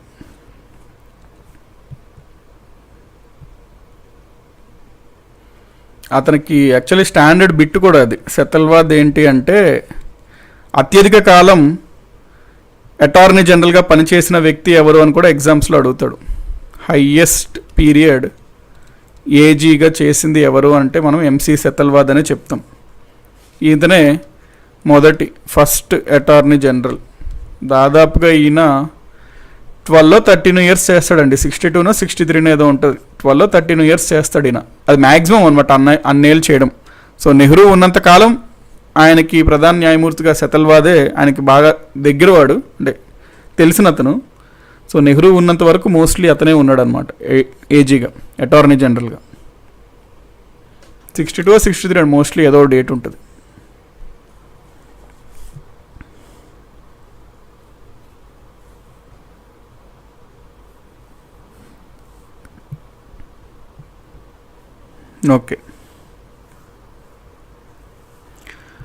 ఓకే మనకి వేముల మల్లికార్జున గారు ఏమడుతున్నారంటే, ఇప్పుడు ఒకవేళ కోరం ఇప్పుడు వీళ్ళు కూడా పాల్గొంటారు కదా. ఫర్ ఎగ్జాంపుల్ రాజ్యసభలో ఏదో సమావేశం ఉంది, రాజ్యసభలో అటార్నీ జనరల్ పాల్గొంటున్నాడు, అప్పుడు అతన్ని కూడా ఆ కోరంలో కన్సిడర్ చేస్తామంటే ఎస్ అండి. మనకి అక్కడ సమావేశంలో ఎంతమంది సభ్యులు వచ్చారు అనే పాయింట్ చూస్తాం, ఎంతమంది పాల్గొంటున్నారు ఆ సమావేశంలో చూస్తాం. కోరంలో వాళ్ళని కూడా కౌంట్ చేస్తాం, ఎందుకంటే వాళ్ళు కూడా పాల్గొంటున్నారు కాబట్టి. ఇన్ కేసు వీళ్ళు పాల్గొంటే, ఒక అటార్నీ జనరల్ ఒక సమావేశంలో పాల్గొంటున్నట్టు ఇన్ కేసు వాళ్ళని కూడా మనము పరిగణించడం తీసుకుంటాం. అయితే మీరు ఈ కోరం లేకపోవడం అనేది రేర్ కేసెస్లో అవుతుందండి, ఫ్రీక్వెంట్గా అవ్వదు, రేర్ కేసెస్లో అవుతుంది.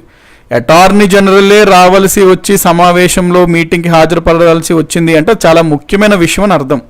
అంత ముఖ్యమైన విషయం అయితే దాదాపుగా సభ నిండిపోద్దండి, హౌస్ఫుల్ అయిపోద్ది. సో అటార్నీ జనరల్ ఉన్నప్పుడు కోరంలో ఆయన లెక్కిస్తారా లేదా అన్నంత ప్రాక్టికల్ పాయింట్ రాదనమాట జనరల్గా. అయితే థియరటికల్గా మీరు అడిగిన ప్రశ్న కౌంట్ చేస్తారు.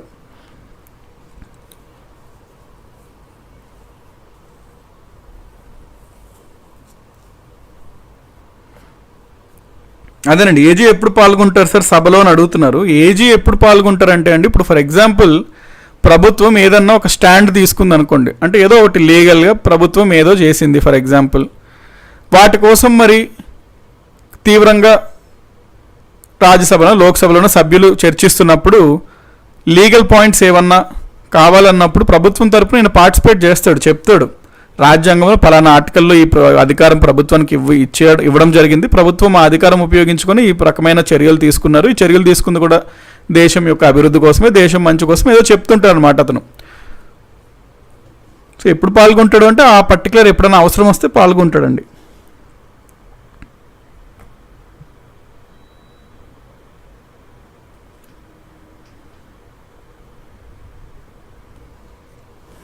నెక్స్ట్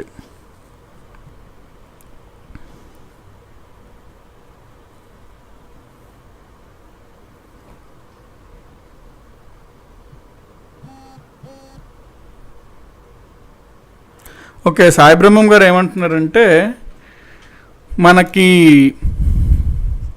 కోరం లేకపోతే ఇందాక ఏమన్నా ఫైన్ ఉంటుందా అన్నట్టు అంటున్నారు అనుకున్నాం. అట్లా కాదు సార్, నేను అడుగుతుంది ఏంటి ఆయన ఏమంటున్నారు అంటే, యాక్చువల్లీ నేను అడుగుతున్న క్వశ్చన్ ఏంటంటే సార్, ఇప్పుడు ఫర్ ఎగ్జాంపుల్ ఎవరన్నా ఒక వ్యక్తి ఉన్నాడు, ఒక సభ్యుడు ఉన్నాడు, ఎంపీ ఉన్నాడు, అతను సమావేశానికి ఖచ్చితంగా ఇన్ని రోజులు అటెండ్ అవ్వాలి. ఇప్పుడు కాలేజీలో మినిమం 75% ఏదో అట్లా ఉంటే అటెండెన్స్, ఆ విధంగా ఎంపీస్ కూడా మినిమం అటెండెన్స్ అనేది ఏమన్నా ఉంటుందా సార్ అని అడుగుతున్నాను అంటున్నారు. ఓకేనండి, దానికి ఏంటి అంటే మీకు పాయింట్, ప్రతి సభ్యుడు కూడా, ఎంపీ కూడా సమావేశం జరుగుతున్నప్పుడు సమావేశాలకి 60 రోజులు 60 days ఆఫ్ సెషన్, అంటే సమావేశం జరుగుతున్న ఒక 60 రోజులు కంటిన్యూస్గా ఏ గ్యాప్ లేకుండా కంటిన్యూస్గా కనుక ఆబ్సెంట్ అనుకోండి, అతన్ని సభాధ్యక్షుడు డిస్క్వాలిఫై చేయొచ్చు. సభాధ్యక్షుడు డిస్క్వాలిఫై చేయొచ్చు. పనిష్మెంట్ ఏమైనా ఉంటుందంటే ఇదేనండి, అతను అనర్హుడుగా ప్రకటించి సభ నుంచి అతనికి సభ యొక్క సభ్యత్వం తీసేయవచ్చు. అయితే ఇందులో మళ్ళీ చాలా ఉంటాయి పాయింట్స్. ఏంటి, అతను 60 రోజులు కంటిన్యూస్గా రావట్లేదు సభకి అన్నప్పుడు ఇది ఇంపార్టెంట్ విషయం. అప్పుడు స్పీకర్ చైర్మన్ పర్మిషన్ తీసుకున్నాడు అనుకోండి, అప్పుడు అతను సమావేశానికి 60 రోజులు కంటిన్యూస్గా ఆబ్సెంట్ అయినా అది మనము పనిష్మెంట్ లాగా ఇవ్వడానికి ఉంటుంది. ఎందుకంటే స్పీకర్ పర్మిషన్, చైర్మన్ పర్మిషన్ తీసుకున్నాడు కాబట్టి. సో స్పీకర్ కానీ చైర్మన్ కానీ పర్మిషన్ లేకుండా, అంటే వితౌట్ ఎనీ ప్రయర్ పర్మిషన్, ముందస్తు ఏ పర్మిషన్ లేకుండా సభలో జరుగుతున్న సమావేశంలో వరుసగా 60 రోజులు అంటే మళ్ళీ ఇందులో హాలిడేస్ అవి కలపమండి, సమావేశం జరిగిన రోజులు మాత్రమే చూస్తాము. సో సమావేశం జరిగిన రోజులు 60 రోజులు అతను గనక హాజరు కాకపోతే అప్పుడు అతన్ని డిస్క్వాలిఫై చేస్తాము.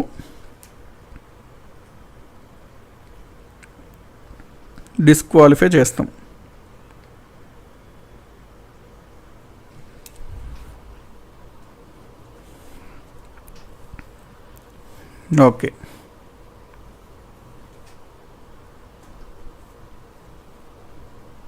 లేదండి మహేష్ గారు, ఇందాక మనం చెప్పే పాయింట్స్ అన్ని మినిస్టర్కి అండి, ఎంపీస్కి కాదు. అవి క్లియర్గా ఏంటి అంటే మినిస్టర్స్కి అండి.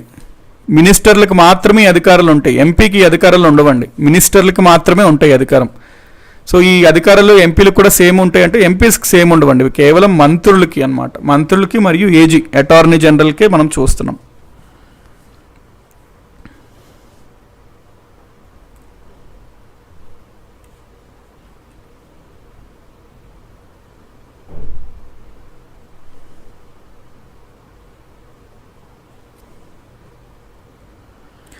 సో నెక్స్ట్ మనము లేమ్ డెక్ సెషన్ అనే ఒక కాన్సెప్ట్ కూడా చూద్దాము.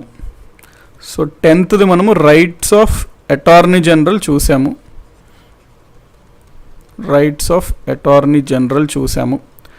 11th లేమ్ డక్ సెషన్ గురించి చూద్దాము.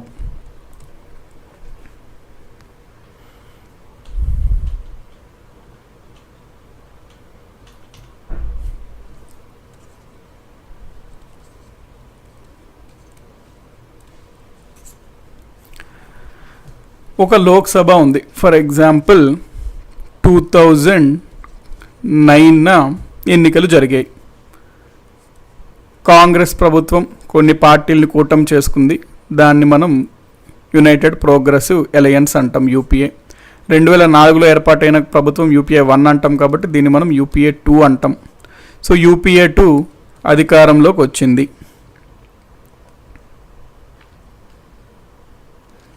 శిరీషా గుమ్మడి గారు, సార్ సెషన్స్ గ్యాప్లో మీటింగ్స్ ఉండవా అంటున్నారు. ఉండవండి. అంటే మనకి ఆవిడ ఏమడుగుతున్నారంటే, ఒక సమావేశం ఉంది, సమావేశం స్టార్ట్ అయింది, ఎండ్ అయింది, మళ్ళీ సమావేశం స్టార్ట్ అవుద్ది, ఎండ్ అవుతుంది. ఈ సమావేశ కాలం మధ్యలో మనకి మీటింగ్స్ ఉండవా అంటే జనరల్గా ఉండవండి. కాకపోతే ఎప్పుడైనా ఇంపార్టెంట్ మ్యాటర్ వచ్చింది అనుకోండి, అప్పుడు సమావేశం అవ్వాలనుకోండి, అప్పుడు రాష్ట్రపతి ఏం చేస్తాడు, సమన్ అంటాడు. తాత్కాలికంగా ఒక 10 రోజులు, 15 రోజులు, 12 రోజులు, ఎన్నో రోజులు కావాల్సిన దానిగా సమన్ అవ్వండి అంటాడు. నేను ఇంపార్టెంట్ మ్యాటర్ అయితే రాష్ట్రపతి సమన్ అంటాడు. అప్పుడు వాళ్ళు ప్రత్యేక చర్యల్లో వాళ్ళు సమావేశం అవుతారు తప్ప, సాధారణంగా చూసుకున్నట్లయితే మనకి సంవత్సరానికి 3 జరుగుతాయి సమావేశాలు. ఈ మధ్యలో రిసెస్ లో మనకి సమావేశాలు ఏమీ జరగవు, పార్లమెంట్ సెషన్స్లో ఉండదు. కాకపోతే కంపల్సరీ జరగకూడదా, ఒకవేళ మరి మధ్యలో ఏమైనా ఇంపార్టెంట్ పాయింట్ వస్తే ఏమవ్వాలి అంటే రాష్ట్రపతి సమావేశం అవ్వండి అని ఆజ్ఞ ఇస్తాడు, ఆర్డర్ ఇస్తాడు, దాంతో సమావేశం ఏర్పాటు చేస్తారండి ఎప్పుడైనా అవసరమైతే తప్ప. సో ఇది రేర్ కేసెస్. సాధారణ పరిస్థితుల్లో అయితే మనకి సమావేశాల మధ్యలో మీటింగ్స్ అనేవి అవ్వండి.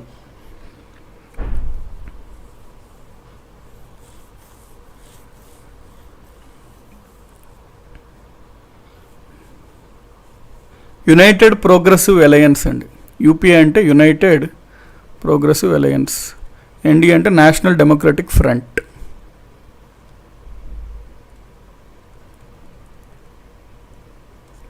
కాంగ్రెస్ కాస్త 2009లో ఏర్పాటు చేసిన ప్రభుత్వం అంటే కాంగ్రెస్ మెజారిటీ ప్రభుత్వం. కాంగ్రెస్ చాలా పార్టీల యొక్క సపోర్ట్ తీసుకొని ఏర్పరచుకుందనమాట, దాన్ని యూపీఏ అంటాం. ఇప్పుడు ప్రెసెంట్ గవర్నమెంట్ కూడా ఏంటి సెంట్రల్లో అంటే బీజేపీ అనకూడదు, ఎన్డీఏ అనాలి. ఎందుకంటే బీజేపీ అందులో ప్రధానమైనటువంటి పార్టీ. బీజేపీ చాలా వేరే పార్టీలతో కూటమిగా ఏర్పడి ప్రభుత్వాన్ని ఏర్పాటు చేసింది. So NDA is the correct word.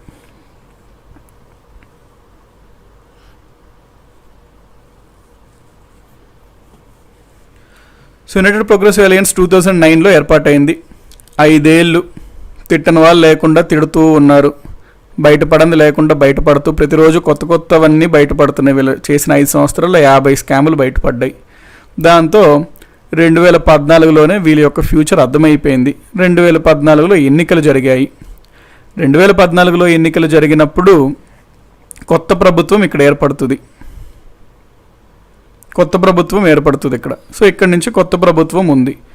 ఇప్పుడు కొత్త ప్రభుత్వం ఏమొచ్చింది, ఎన్డీఏ వచ్చింది 2014 నుంచి 2019 వరకు. సో ఇప్పుడు ప్రస్తుతం ఏదైతే ఉందో ఒక లోక్సభ, ఆ లోక్సభలో ఈ 2009 నుంచి 4 వరకు ఉన్న కాలంలో, 2009 నుంచి 14 వరకు ఉన్న కాలంలో లోక్సభలో మళ్ళీ ఎవరైతే ఈ పార్టీ ప్రభుత్వం ఉన్నారో తర్వాత ఆ ప్రభుత్వం రాదు అనేది అర్థమైపోయింది. ఆ ప్రభుత్వం తర్వాత అధికారంలోకి రాదు అని అర్థమైపోయింది. ఎందుకు అంటే కొత్తగా మనకి ఎన్నికలు జరిగితే ఆ ప్రభుత్వం రాదు అని అర్థమైపోయింది. అట్లాంటి సమయంలో మనకి వీళ్ళ యొక్క టర్మ్లో ఉన్నప్పుడు ఒక చివరి కాలంలో ఒక మీటింగ్ చేసుకుంటారండి. లాస్ట్ సెషన్ అనమాట. ఎగ్జిస్టింగ్ లోక్సభలో ఆఖరిలో ఒక సమావేశం ఏర్పాటు చేసుకుంటారు. ఆ ఆఖరి సమావేశంనే మనము లేమ్ డక్ సెషన్ అని అంటాము. సో లేమ్ డక్ సెషన్ అంటాం అనమాట.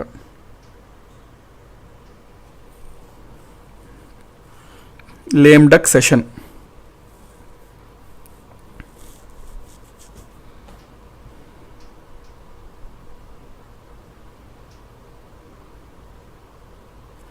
సో ఓకే కండి పాయింట్. లేమ్ డక్ సెషన్ అంటే ఒకసారి జరుగుతున్న సమావేశం ఆఖరిలో ఒక లోక్సభలో ఏదైతే మళ్ళీ వాళ్ళు గెలవలేని పరిస్థితి ఉందో ఆ ప్రభుత్వం ఏర్పాటు చేసుకునే ఆఖరి సెషన్ని లేమ్ డక్ సెషన్ అంటాము. ఎవరైతే ఈ సమావేశంలో ఉన్న ఎంపీస్ కొత్తగా ఏర్పాటైన లోక్సభలో ఎంపీస్గా అవ్వలేకపోయారో వాళ్ళని లేమ్ డక్స్ అంటారనమాట. ఎందుకంటే వాళ్ళు మళ్ళీ ఎన్నిక అవ్వలేకపోయారు కాబట్టి. సో లేమ్ డక్ సమావేశం వేరు, లేమ్ డక్ సెషన్ వేరు. లేమ్ డక్స్ అంటే ఎవరైతే ఎంపీస్ మళ్ళీ ఎన్నిక కాలేకపోయారో వాళ్ళని లేమ్ డక్స్ అంటాం.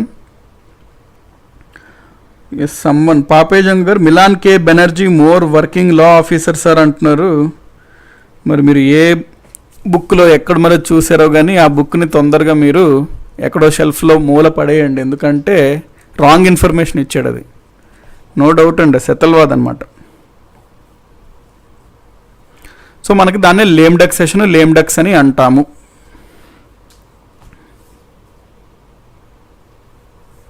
నెక్స్ట్ మనము పార్లమెంట్ సమావేశాలకి సంబంధించి కొన్ని పాయింట్స్ చూసుకుందామండి. అంటే ఏ విధంగా సమావేశం అవుతుంటుంది అవన్నీ పాయింట్స్ మనం చూద్దాం.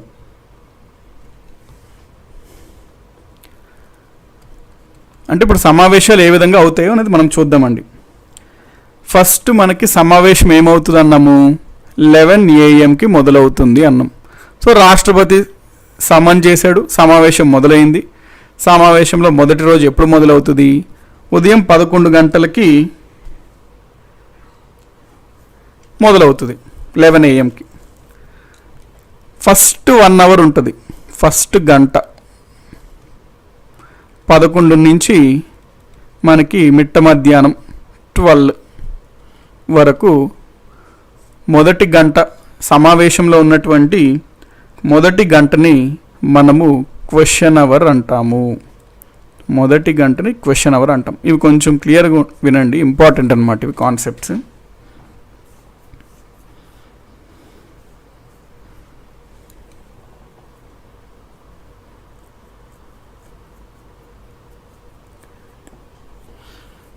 అలా ఎలా మనం చెప్పచ్చు సార్ రిజల్ట్ రానిది ఎలక్షన్స్ ముందు అంటే, అందుకే వచ్చాక చెప్తామండి. మహేష్ గారు ఏమంటున్నారంటే వీళ్ళు గెలుస్తారా లేదనేది మనకు ముందే ఎట్లా తెలుస్తుంది అంటే, అందుకనే మనం ఏమంటాం, కొత్తగా ఏర్పడింది అనుకోండి ప్రభుత్వం, కొత్తగా ప్రభుత్వం ఏర్పాటు అయిన తర్వాత ఎన్నికలు జరిగే ఎన్నికల రిజల్ట్ వచ్చింది, రిజల్ట్ బట్టి అర్థమవుతుంది కదండి పర్టికులర్గా ఆ సమావేశం ఏదైతే జరిగిందో అది ఆ పార్టీకి ఒక ఆఖరి సమావేశం అని, ఆ గవర్నమెంట్కి. సో తర్వాతే చెప్పుకుంటాం అది లేమ్ డక్ సెషన్ అని. ఆ సమావేశం జరుగుతున్నప్పుడు మనం చెప్పలేం లేమ్ డక్ అని. ప్లస్ ఎన్నికలు జరిగిన తర్వాత ఎన్నికల రిజల్ట్స్ వస్తాయి, రిజల్ట్స్ వచ్చాక కూడా పాతగా గవర్నమెంట్లో ఉన్న వాళ్ళ ఎంపీస్ కొత్తగా ఎన్నిక అవ్వలేరు, సో వాళ్ళని లేమ్ డక్స్ అంటాం అనమాట. పాత ప్రభుత్వంలో ఎంపీస్గా ఉన్నవాళ్ళు మళ్ళీ ఎంపీగా గెలవలేని వాళ్ళని లేమ్ డక్స్ అంటాం. రిజల్ట్స్ వచ్చాకే చెప్తామండి వీటిని.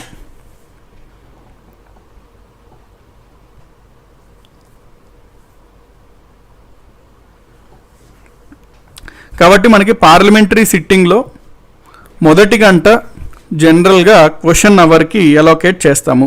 సో ఫస్ట్ అవర్ ఆఫ్ మొదటి గంట, first hour of parliamentary sitting, parliamentary యొక్క సమావేశంలో మొదటి గంటని మనము క్వశ్చన్ అవర్కి అంకితం చేస్తాము.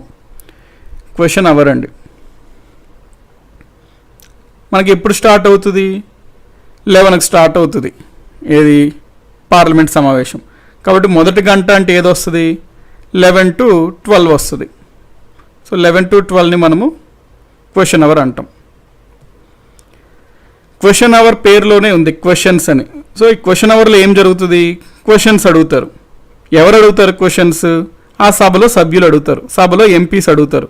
ఎవరిని అడుగుతారు ప్రశ్నలు, ఆబ్వియస్లీ మరి ఆన్సరబుల్ ఎవరండి, జవాబుదారులుగా ఎవరుంటారు, మంత్రులు ఉంటారు. కాబట్టి మంత్రుల్ని సభ్యులు ప్రశ్నలు అడుగుతూ ఉంటారన్నమాట. కాబట్టి జనరల్గా పార్లమెంటు ప్రారంభమయ్యే మొదటి గంటని మనం ప్రశ్నోత్తరాల సమయం అంటాం. క్వశ్చన్ అవర్ని తెలుగులో ప్రశ్నోత్తరాల గంట లేకపోతే ప్రశ్నోత్తరాల సమయం అంటాము, ప్రశ్నోత్తరాల సమయం అంటాం. ఇది 11 నుంచి 12 గంటల మధ్యలో ఉంటుంది. సో ఈ సమావేశంలో పార్లమెంట్లో ఉన్న సభ్యులు ఎంపీస్ మంత్రులకి, సంబంధిత మంత్రుల్ని వాళ్ళు చేసిన పనులు లేకపోతే చేయాల్సిన పని చేయకుండా ఉన్నట్టు రకరకాల ఇష్యూస్ పైన, వాళ్ళకి సంబంధించిన ఇష్యూస్ పైన ప్రశ్నలు అడుగుతుంటారండి. ఆ ప్రశ్నలకి మంత్రులు సమాధానాలు ఇవ్వాలన్నమాట. సో వీళ్ళు ఏ రకంగా ప్రశ్నలు అడుగుతారో, వాళ్ళు ఏ రకంగా సమాధానాలు ఇవ్వాలి అనేది మనం చూద్దాం. సో క్వశ్చన్ అవర్లో మనం ఏమన్నాం, ప్రధానంగా వీళ్ళు ప్రశ్నలు అడుగుతారు, వాళ్ళు సమాధానం ఇవ్వాలి అనుకున్నాం. సో వీళ్ళు ఏ రకంగా ప్రశ్నలు అడుగుతారు అనేది మనం చూద్దాం. Types of questions asked in question hour. Question అవర్లో ఏ రకంగా ప్రశ్నలు అడగచ్చు అంటే 3 రకాల ప్రశ్నలు ఉంటాయి. Types of questions.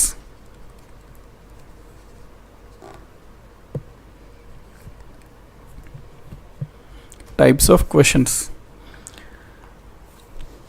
Krishna Prasad గారు terminology only for parliament, it applies to state assembly ఆల్సోనా అని అంటున్నారు. అంటే మనకు చిన్నగా మారుతాయండి. ఫర్ ఎగ్జాంపుల్ పార్లమెంట్లో అటార్నీ జనరల్ అన్నాం, అక్కడ అడ్వకేట్ జనరల్ అంటాము.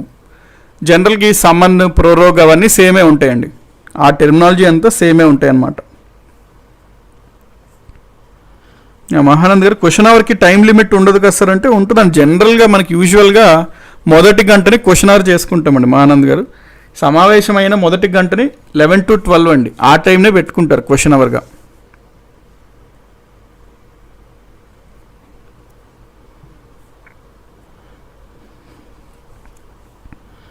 డైలీ క్వశ్చన్ అవర్ ఉంటుందంటే యూజువల్గా ఉంటుందండి. ఎందుకంటే మరి అసెంబ్లీ లేకపోతే పార్లమెంట్ సమావేశాలు అంటేనే మంత్రుల్ని వాళ్ళు ప్రశ్నలు అడుగుతారు, వాళ్ళ మంత్రులు చెప్పాలి. కాబట్టి ఇన్ జనరల్గా ఉంటుందండి. ఎవ్రీడే ఆల్మోస్ట్ క్వశ్చన్ అవర్ అయితే ఫస్ట్ గంట క్వశ్చన్ అవర్ ఉంటుందండి డైలీ. ఓకే, ఇప్పుడు మనం టైప్స్ ఆఫ్ క్వశ్చన్స్ చూద్దాం. ఫస్ట్ స్టార్డ్ క్వశ్చన్స్, నక్షత్రపు గుర్తు ఉన్న ప్రశ్నలు, starred questions. Next unstarred questions, నక్షత్రపు గుర్తు లేని ప్రశ్నలు, short notice questions. Short notice questions.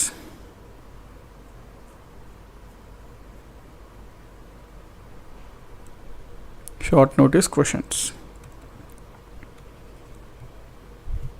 So starred అంటే నక్షత్రపు గుర్తు ఉన్న ప్రశ్నలు. నక్షత్రపు గుర్తులు అంటే ఏం లేదండి, ఇప్పుడు జనరల్గా మనకి ఏంటంటే ఎవరో ఒక ఎంపీ, ముఖ్యంగా అపోజిషన్ పార్టీ వాళ్ళు ఏదో ఒక ప్రశ్న అడుగుతారు. అది మాకు వాళ్ళ క్వశ్చన్ పైన ఇట్లాగా స్టార్ మెన్షన్ చేసి ఏదో ప్రశ్న అడుగుతారు. ఏమని అడుగుతారు? ఫర్ ఎగ్జాంపుల్, కరోనా తర్వాత ఏదైనా సమావేశం జరిగితే కరోనా పరంగా ప్రభుత్వం ఎందుకు టెస్టింగ్ కిట్లని ఎక్కువగా చేయలేదు, ఏదో ప్రశ్న అడుగుతాడు. సో ప్రభుత్వం ఏం చేసింది అంటాడు. గవర్నమెంట్ ఎన్ని టెస్టులు చేసింది అని ఏదో ప్రశ్నలు అడుగుతాడు. సో దానికి ఒక స్టార్ గుర్తు పైన పెడతాడు. స్పీకర్కి అందజేస్తాడు అనమాట ఈ క్వశ్చన్ని. స్పీకర్ ఈ ప్రశ్నను పరిశీలించి మొదటగా స్టార్ పెట్టాడు. అసలు ఈ ప్రశ్నకి స్టార్ అవసరమా లేదా అని స్పీకర్ ఆలోచిస్తాడు. స్టార్ ఒకవేళ అవసరము అనుకుంటే స్పీకర్ కూడా స్టార్గా వాటిని గుర్తించి ఆ క్వశ్చన్ అంగీకరిస్తాడనమాట. ఒకవేళ స్పీకర్ ఈ స్టార్ అవసరం లేదు అనుకుంటే స్పీకర్ స్టార్ తీసేస్తాడు, సాధారణ క్వశ్చన్ లాగా ఉంచుతాడు. సో ఈ నక్షత్రం ఉంటే, నక్షత్రం లేకపోతే తేడా ఏంటి అనేది మనం చూద్దాం. ఒకవేళ ఏదన్నా ప్రశ్నకు ఒకవేళ నక్షత్రం ఉంటే దాన్ని మనం స్టార్డ్ క్వశ్చన్స్ అంటాము, నక్షత్రపు గుర్తున్న క్వశ్చన్స్. ఈ ప్రశ్నలకి మనకి ఈ రకంగా ప్రశ్న ఎవరైనా అడిగినప్పుడు, నక్షత్రం గుర్తున్న ప్రశ్నలు అడిగినప్పుడు, ఎంపీ మినిస్టర్ని అడిగినప్పుడు మినిస్టర్ ఓరల్గా అంటే మౌఖికంగా సమాధానాలు ఇవ్వాలి. ఓరల్గా సమాధానాలు ఇవ్వాలి కాబట్టి అతను చెప్పిన ఆన్సర్ పైన సప్లిమెంటరీగా అంటే దానికి సంబంధించి వేరే ప్రశ్నలు ఏమన్నా వేయచ్చు అనుకుంటే అనుబంధ ప్రశ్నలు కూడా అడగవచ్చు. దానికి సంబంధించి అతను చెప్పిన దాన్ని బట్టి ఏమన్నా సప్లిమెంటరీ అనుబంధ ప్రశ్నలు కూడా ఏమన్నా ఉంటే ఆ అనుబంధ ప్రశ్నలు కూడా వేయవచ్చును, సప్లిమెంటరీ క్వశ్చన్స్ కూడా అడగవచ్చును. సో అది స్టార్డ్ క్వశ్చన్స్ అంటే అర్థము ఓరల్గా రిప్లై ఇవ్వాలి, ఆ ఇచ్చిన రిప్లై మీద అనుబంధంగా సప్లిమెంటరీ క్వశ్చన్స్ కూడా అప్పుడే వెంటనే అడగవచ్చును. ఇది స్టార్డ్ క్వశ్చన్స్. నెక్స్ట్ నక్షత్రం గుర్తు లేకుండా ప్రశ్నలు ఉంటే దాన్ని మనము అన్స్టార్డ్ క్వశ్చన్స్ అంటాము. అన్స్టార్డ్ క్వశ్చన్స్ అంటే ఏంటి? ఒక ఎంపీ ఒక మినిస్టర్కి గుర్తులేని ప్రశ్న అడిగితే, నక్షత్ర గుర్తులేని ప్రశ్న అడిగితే మంత్రి దానికి రాతపూర్వకంగా సమాధానాలు ఇవ్వాలి, రిటర్న్గా సమాధానం ఇవ్వాలి. రాతపూర్వకంగా సమాధానం ఇస్తాడు కాబట్టి ఆ పర్టికులర్ ప్రశ్నలకి అనుబంధ ప్రశ్నలు ఉండవు.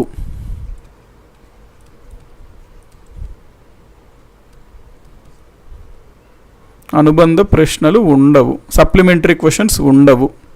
సో ఇది మనకి అన్స్టార్డ్ క్వశ్చన్స్ అంటేనండి. ఎందుకంటే ఓరల్ రిప్లై అయితే సప్లిమెంటరీ అడగచ్చు. మేము ఒక 50 లక్షల టెస్టులు చేశాము అంటే 50 లక్షలు చేశారా, మరి ఎక్కడ చేశారు, ఏ రాష్ట్రంలో చేశారు, ఆ బీహార్లో అసలు ఎందుకు ఎక్కువ చేయలేదు, నార్త్ ఈస్ట్లో ఏం చేశారు, ఎందుకు ఏమి ఎక్కువగా చేయలేదు, అట్లాగా అనుబంధ ప్రశ్నలు అడగచ్చు. స్టార్డ్ అయితే ఓరల్గా ఆన్సర్ ఇస్తాడు కాబట్టి, అన్స్టార్డ్ అయితే మరి రిటర్న్ ఫార్మ్లో ఇస్తాడు కాబట్టి దానిపైన అనుబంధ ప్రశ్నలు అయితే అడగడానికి వీలు ఉండదు. ఇది రెండో రకమైన ప్రశ్నలు. తర్వాత థర్డ్ది షార్ట్ నోటీస్ క్వశ్చన్స్ అంటాం.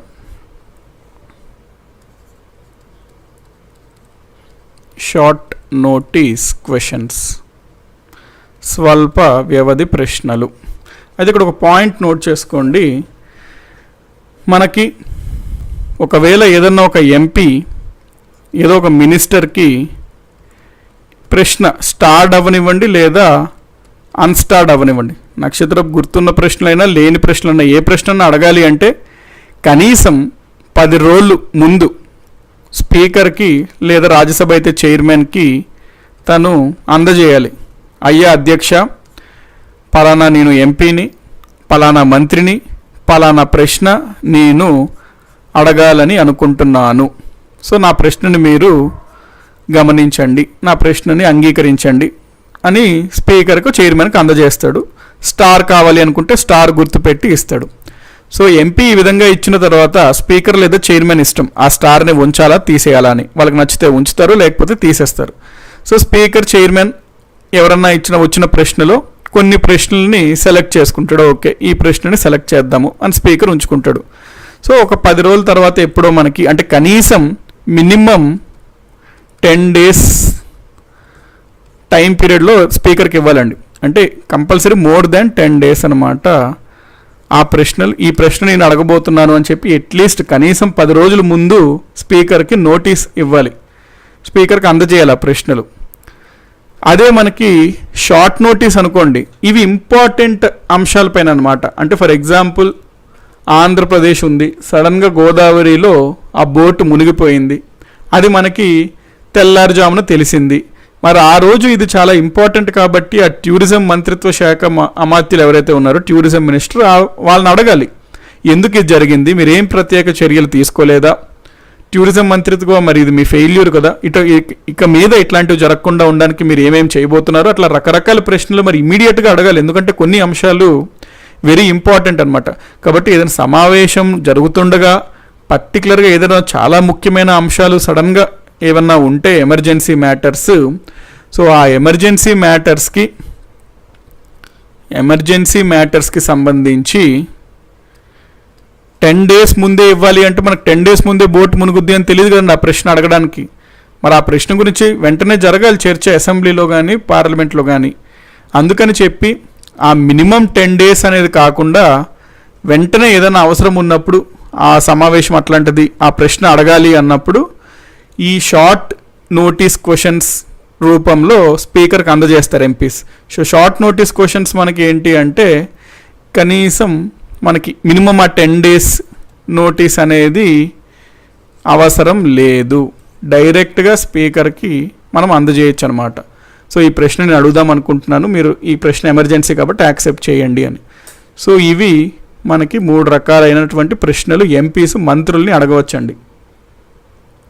ఇది మనకి క్వశ్చన్ అవర్లో ఈ విధంగా ఉంటుందన్నమాట. బేసికలీ ఎంపీలు క్వశ్చన్ అడుగుతారు, స్పీకర్ సమావేశం మొదలవగానే 11కు మొదలవగానే అంటాడు, స్పీకర్ కూర్చొని అంటాడు, first question number 1 of the day, ఈరోజు మొదటి ప్రశ్న పలానా ఎంపీ అడిగారు, పలానా మంత్రికి అడిగారు. సో ఆ ప్రశ్నని చదువుతాడనమాట. అది ఆల్రెడీ మినిస్టర్ దగ్గర ఉంటుంది ఆ ప్రశ్న అడిగింది. సో మినిస్టర్ లెగిసి ఓరల్గా చెప్తుంటాడు. దానికి సప్లిమెంటరీగా కూడా మళ్ళీ మంత్రులు ఏమైనా కావాలంటే ఎంపీలు వాళ్ళు అడుగుతుంటారు అపోజిషన్ వాళ్ళు. సో ఈ విధంగా మనకి ప్రశ్నల సమయం ఫస్ట్ అవర్ క్వశ్చన్ అవర్ అనేది ఈ విధంగా వెళ్తుంది.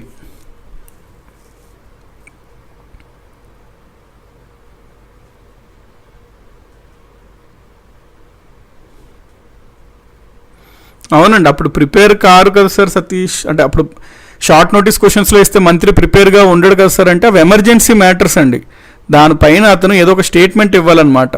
అంటే నేను ప్రిపేర్ అయ్యి వస్తాను, తెలంగాణ అసెంబ్లీలో అనుకుంటే ఇదే అయింది, ఎవరో ప్రశ్న అడిగినప్పుడు ఆ టాపిక్ నాకు పెద్దగా తెలియదు, అది నేను ప్రిపేర్ అవ్వలేదు ఏదో చెప్తారు ఎవరో. సో అది అప్పుడు కొంత ఫన్ కూడా జరిగిందనమాట. కాబట్టి ప్రిపేర్ అయ్యి ఉండలేదు కాబట్టి వెంటనే అడిగితే ప్రిపేర్ అయ్యి ఉండడు కదా. కాకపోతే అతను మినిస్టర్ అండి, అతను ఏమి ఒక ఎగ్జామ్ రాసే ఇది కాదనమాట ప్రిపేర్ అయ్యి చెప్తాను అనడానికి. కాబట్టి వెంటనే రిప్లై ఉండాలి. షార్ట్ నోటీస్ క్వశ్చన్స్కి రిప్లై ఎలా ఇస్తారు సార్ అంటే ఆబ్వియస్లీ స్పీకే అండి, ఆబ్వియస్లీ ఓరల్గానే ఉంటుంది రిప్లై.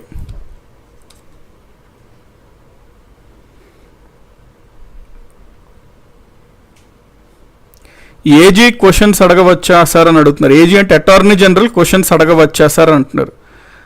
అంటే మేబీ మీరు అంటే ఏజీ క్వశ్చన్స్ అడగవచ్చా అంటున్నారు. అంటే మీ ప్రశ్నను 2 రకాలుగా తీసుకోవచ్చు.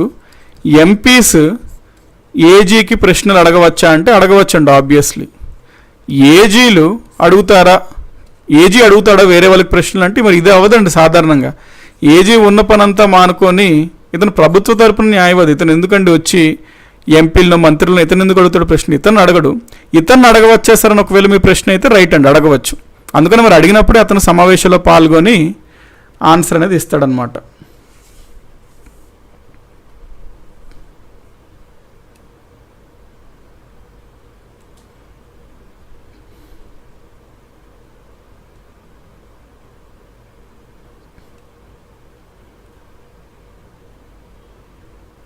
ఓకే, సో ఈ పాయింట్స్ ఇవన్నీ కూడా నోట్ చేసుకోండి.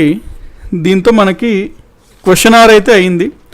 నెక్స్ట్ మనకి 0R ఉంటుంది, తీర్మానాలు మోషన్స్ ఉంటాయి, కట్ మోషన్స్, ప్రివిలేజ్ మోషన్స్, అట్లాగా adjournment motion, no confidence, motion of thanks, point of order, ఇట్లా చాలా టెక్నికల్ టర్మ్స్ అయితే మనం చూడాల్సి ఉంటుంది. అవన్నీ మనం నెక్స్ట్ క్లాస్లో వెళ్దాం. ఇవన్నీ కొంచెం మనకి టెక్నికల్గా ఉంటాయండి, కాబట్టి కొంచెం కాన్సన్ట్రేషన్తో ఇవైతే వినాలి. నెక్స్ట్ కూడా మనం క్లాస్ కంప్లీట్లీ టెక్నికల్ కాన్సెప్ట్సే ఉంటాయి అన్నమాట. తీర్మానాలు, ఈ 0 అవర్ అంటే ఏంటి, యూత్ పార్లమెంట్ అంటే ఏంటి, adjournment motions, cut motions, closure motion, censure motion, అవిశ్వాస తీర్మానం, విశ్వాస తీర్మానం. సో అవన్నీ మనము సునీత మోహన్ గారు, సార్ కృష్ణారెడ్డి బుక్లో షార్ట్ డ్యూరేషన్ క్వశ్చన్కు 10 days బిఫోర్ నోటీస్ ఇవ్వాలి అని ఉంది, ఒకసారి ప్లీజ్ కన్ఫర్మ్ చేయండి అంటే, కృష్ణారెడ్డి బుక్ అంటే జీబీకే పబ్లికేషన్స్ అని మీరు అంటున్నారు అనుకుంటా. నాకు పర్సనలీ కూడా కృష్ణారెడ్డి గారు తెలుసు అండి. సో ఆయన బుక్లో అయితే నాకు తెలిసి ఆ మిస్టేక్ అయితే ఆయన చేయరు. షార్ట్ డ్యూరేషన్ క్వశ్చన్కి 10 days బిఫోర్ నోటీస్ ఇవ్వాలి అనే మిస్టేక్ అయితే ఆయన అయితే చేయరు, ఎందుకంటే ఆయనకి బాగానే నాకు తెలిసి ఆ పాయింట్ అయితే ఆయన మిస్టేక్ చేయరని అనుకుంటున్నాను. ఒకవేళ చేస్తే అది రాంగేనండి. ఆ బుక్లో నాకు తెలిసి కృష్ణారెడ్డి గారి బుక్లో ఉంటే ఈ విధంగా ఉండుంటుందండి. ఏమని, షార్ట్ నోటీస్ క్వశ్చన్ అడగాలి అంటే లెస్ దాన్ 10 daysలో మనము, అంటే 10 days దాటి మినిమం 10 days ఉన్న స్పీకర్కి నోటీస్ ఇవ్వాల్సిన అవసరం లేదు. లెస్ దాన్ 10 daysలో కూడా స్పీకర్కి నోటీస్ ఇవ్వచ్చు అని చెప్పుంటారు అనుకుంటున్నాను. మరి అంటే పర్సనల్గా నాకు ఆయన తెలుసు కాబట్టి ఆయన అయితే ఈ విధంగా చెప్పుంటారో నేను అనుకుంటున్నా. బట్ 10 days నోటీస్ కనీసం ఇవ్వాలి అని ఆయన బుక్లో మెన్షన్ చేసి ఉంటే రాంగేనండి అదైతే. 3 days ఉంది అంటే రైటేనండి. కృష్ణారావు గారు 3 days ఆ రూల్ ప్రకారం ఏంటి అంటే 3 days అనే రూల్ ఉంటుంది. సో అది ఓకే, అది యాక్చువల్లీ రూల్స్ ఆఫ్ ప్రొసీజర్లో మనకి 3 days మినిమం ఇవ్వాలి షార్ట్ డ్యూరేషన్కి అన్నట్టు ఉంటుందండి.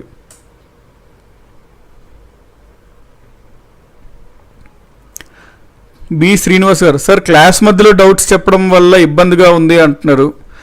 ఒకవేళ క్లాస్ మధ్యలో మనం డౌట్స్ చెప్పలేదు అనుకోండి, అప్పుడు మళ్ళీ కొంతమంది పెడతారనమాట, క్లాస్ మధ్యలో మీరు డౌట్స్ చెప్పకపోవడం వల్ల ఇబ్బందిగా ఉంది అని పెడతారు. సో మనం ఆ రెండు బ్యాలెన్స్ చేసుకొని వెళ్ళాలండి.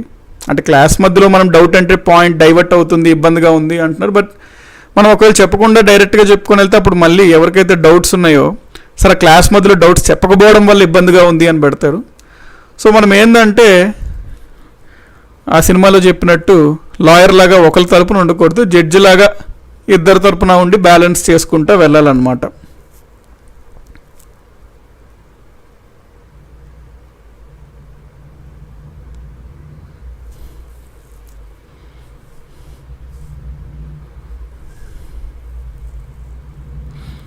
ప్రసాద్ ప్రభాకర్ గారు, కృష్ణారెడ్డి బుక్లో 10 days బిఫోర్ అని ఉంది సార్ అంటున్నారు. 10 days బిఫోర్ అదేనండి, 10 days బిఫోర్ అంటే రైటే. అది మనకి 10 days ఎట్లీస్ట్ ఉండాలి వేరే స్టార్ట్కి అన్స్టార్ట్కి.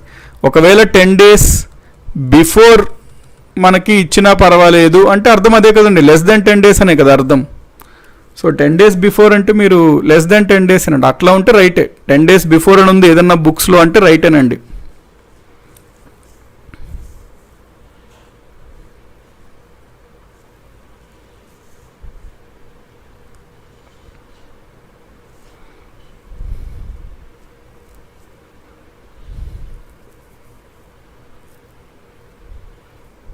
ఓకే, సో ఇప్పుడు మనం చదివిన పాయింట్స్ ఒకసారి బ్రీఫింగ్ అయితే చేసుకుందామండి. Continuation of this polity class మనము నెక్స్ట్ క్లాస్లో చూసుకుందాము. సో ఇప్పుడైతే మనము బ్రీఫ్ చేసుకుందాము.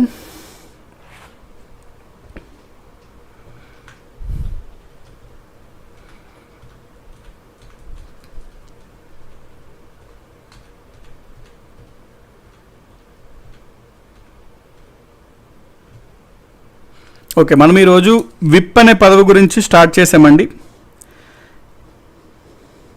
విప్ పరంగా మనం చూసినప్పుడు ఇక్కడ ఏముంటుంది అంటే leader of the house, leader of the opposition మనం ఆల్రెడీ చూసాం. ఈ leader of the house, leader of the opposition గురించి రూల్స్ ఆఫ్ పార్లమెంట్లో అయితే ప్రస్తావించబడింది, కానీ విప్ అనే పదవి గురించి ఎక్కడ మనకి రాజ్యాంగంలో కానీ రూల్స్ ఆఫ్ పార్లమెంట్లో కానీ ఎక్కడ ప్రస్తావన లేదు. రూల్స్ ఆఫ్ పార్లమెంట్లో ప్రస్తావన లేదు. సో మనకి ఈ విప్ అనే పదవి ఏంటి అంటే ఆ ఒక ప్రతి రాజకీయ పార్టీకి సంబంధించి ఆ పార్టీకి తరపున ఒక ఆర్డర్లో పెట్టడానికి, సభ్యులందరినీ కంట్రోల్ చేయడానికి, సభ్యులందరినీ ఒక విషయం పైన ఒకే త్రాటికి తీసుకురావడానికి, అంటే మొత్తం ఆర్గనైజ్ చేయడానికి మేనేజర్ లాగండి.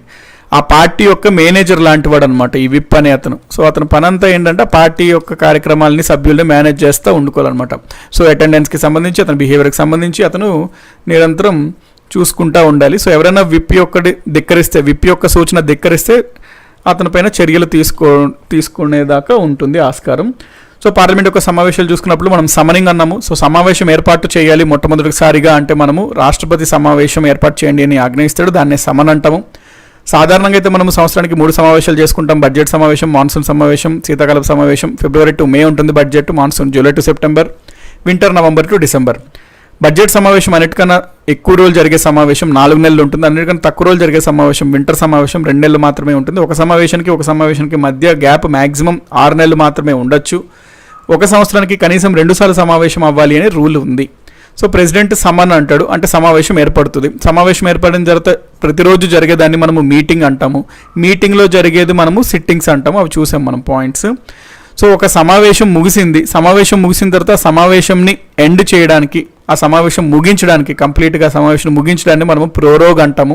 ప్రోరోగ్ కూడా రాష్ట్రపతి జారీ చేస్తాడు. అంటే రాష్ట్రపతి ప్రోరోగ్ సమావేశాన్ని ముగించండి అని ఆజ్ఞ వేస్తాడు, దాన్నే ప్రోరోగ్ అంటాము. సో సెషన్ మనం చూసుకున్నట్లయితే ఒక సమావేశంలో మీటింగ్స్ ఉంటాయి. ఆ మీటింగ్స్ని మనము తాత్కాలికంగా వాయిదా వేసే అధికారం, అంటే ఒక సమావేశంని వాయిదా వేసే అధికారం అంటే ఒక సమావేశంలో మీటింగ్స్ని వాయిదా వేసే అధికారం సభాధ్యక్షులకు ఉంటుంది. వారు ఎప్పుడు మళ్ళీ మనం తిరిగి అటెండ్ అవుతాము అనే డేట్ టైం మెన్షన్ చేసి వాయిదా వేస్తే దాన్ని మనం అడ్జర్న్మెంట్ అంటాం. అటువంటి ఎటు డేట్ టైం మెన్షన్ చేయకుండా వాళ్ళు నిరవధికంగా వాయిదా వేస్తే దాన్ని మనం అడ్జర్న్మెంట్ సైన్ డే అంటాము. సో ఈ సస్పెండ్ ఏదైతే ఉందో వాయిదా గంటలు లేకపోతే కొన్ని రోజులు లేకపోతే కొన్ని వారాలు కూడా వాయిదా వేయచ్చు. ఇన్ని రోజులు మ్యాక్సిమం చేయాలి అనేది ఎక్కడ మనకి రూల్ లేదు. సో పార్లమెంట్ సమావేశంలో మనము రోజు జరిగేదాన్ని మీటింగ్స్ అంటాం. మీటింగ్లో 2 సిట్టింగ్స్ ఉంటాయి. ఒకటి సిట్టింగ్ ఏంటంటే morning sitting 11 AM to 1 AM, lunch ఉంటుంది గంట తర్వాత మనకి సెకండ్ సిట్టింగ్లో పోస్ట్ లంచ్ సిట్టింగ్ ఉంటుంది 11 AM to 1 AM. 11 to 12 మనము క్వశ్చన్ అవర్ అనేది చూసుకున్నాం. నెక్స్ట్ మనకి ఒక సెషన్కి ఇంకొక సెషన్కి మధ్యలో ఉన్న గ్యాప్నే రీసెస్ అంటాము అన్నాము. కాబట్టి ఒక సమావేశానికి ఇంకో సమావేశానికి మ్యాక్సిమం టైం పీరియడ్ 6 months ఉండొచ్చు. అందుకని ఎగ్జామ్లో మ్యాక్సిమం రీసెస్ ఎంత ఎలవడు అని అడిగితే 6 నెలల్లో మనం ఆన్సర్ చేయాలి. సో మనం సెషన్ గురించి చూసుకున్నాం, మీటింగ్ గురించి చూసుకున్నాం, మీటింగ్లో ఉండే సిట్టింగ్స్ గురించి చూసుకున్నాం. సమన్ అంటే రాష్ట్రపతి సమావేశం ఏర్పరచడం, ప్రోరోగ్ అంటే సమావేశంని రాష్ట్రపతి ముగించడం, అడ్జర్న్మెంట్ అంటే ఏ టైం ఏ డేట్ను మళ్ళీ మనం కలుసుకుంటాము అని చెప్పి వాయిదా వేస్తే అడ్జర్న్మెంట్ అంటాం. ఎటువంటి వాయిదా ఎప్పుడు కలుసుకుంటాము ఏమీ చెప్పకుండా ఇండెఫినెట్గా నిరవధికంగా వాయిదా వేస్తే దాన్ని అడ్జర్న్మెంట్ సైన్ డే అంటాము.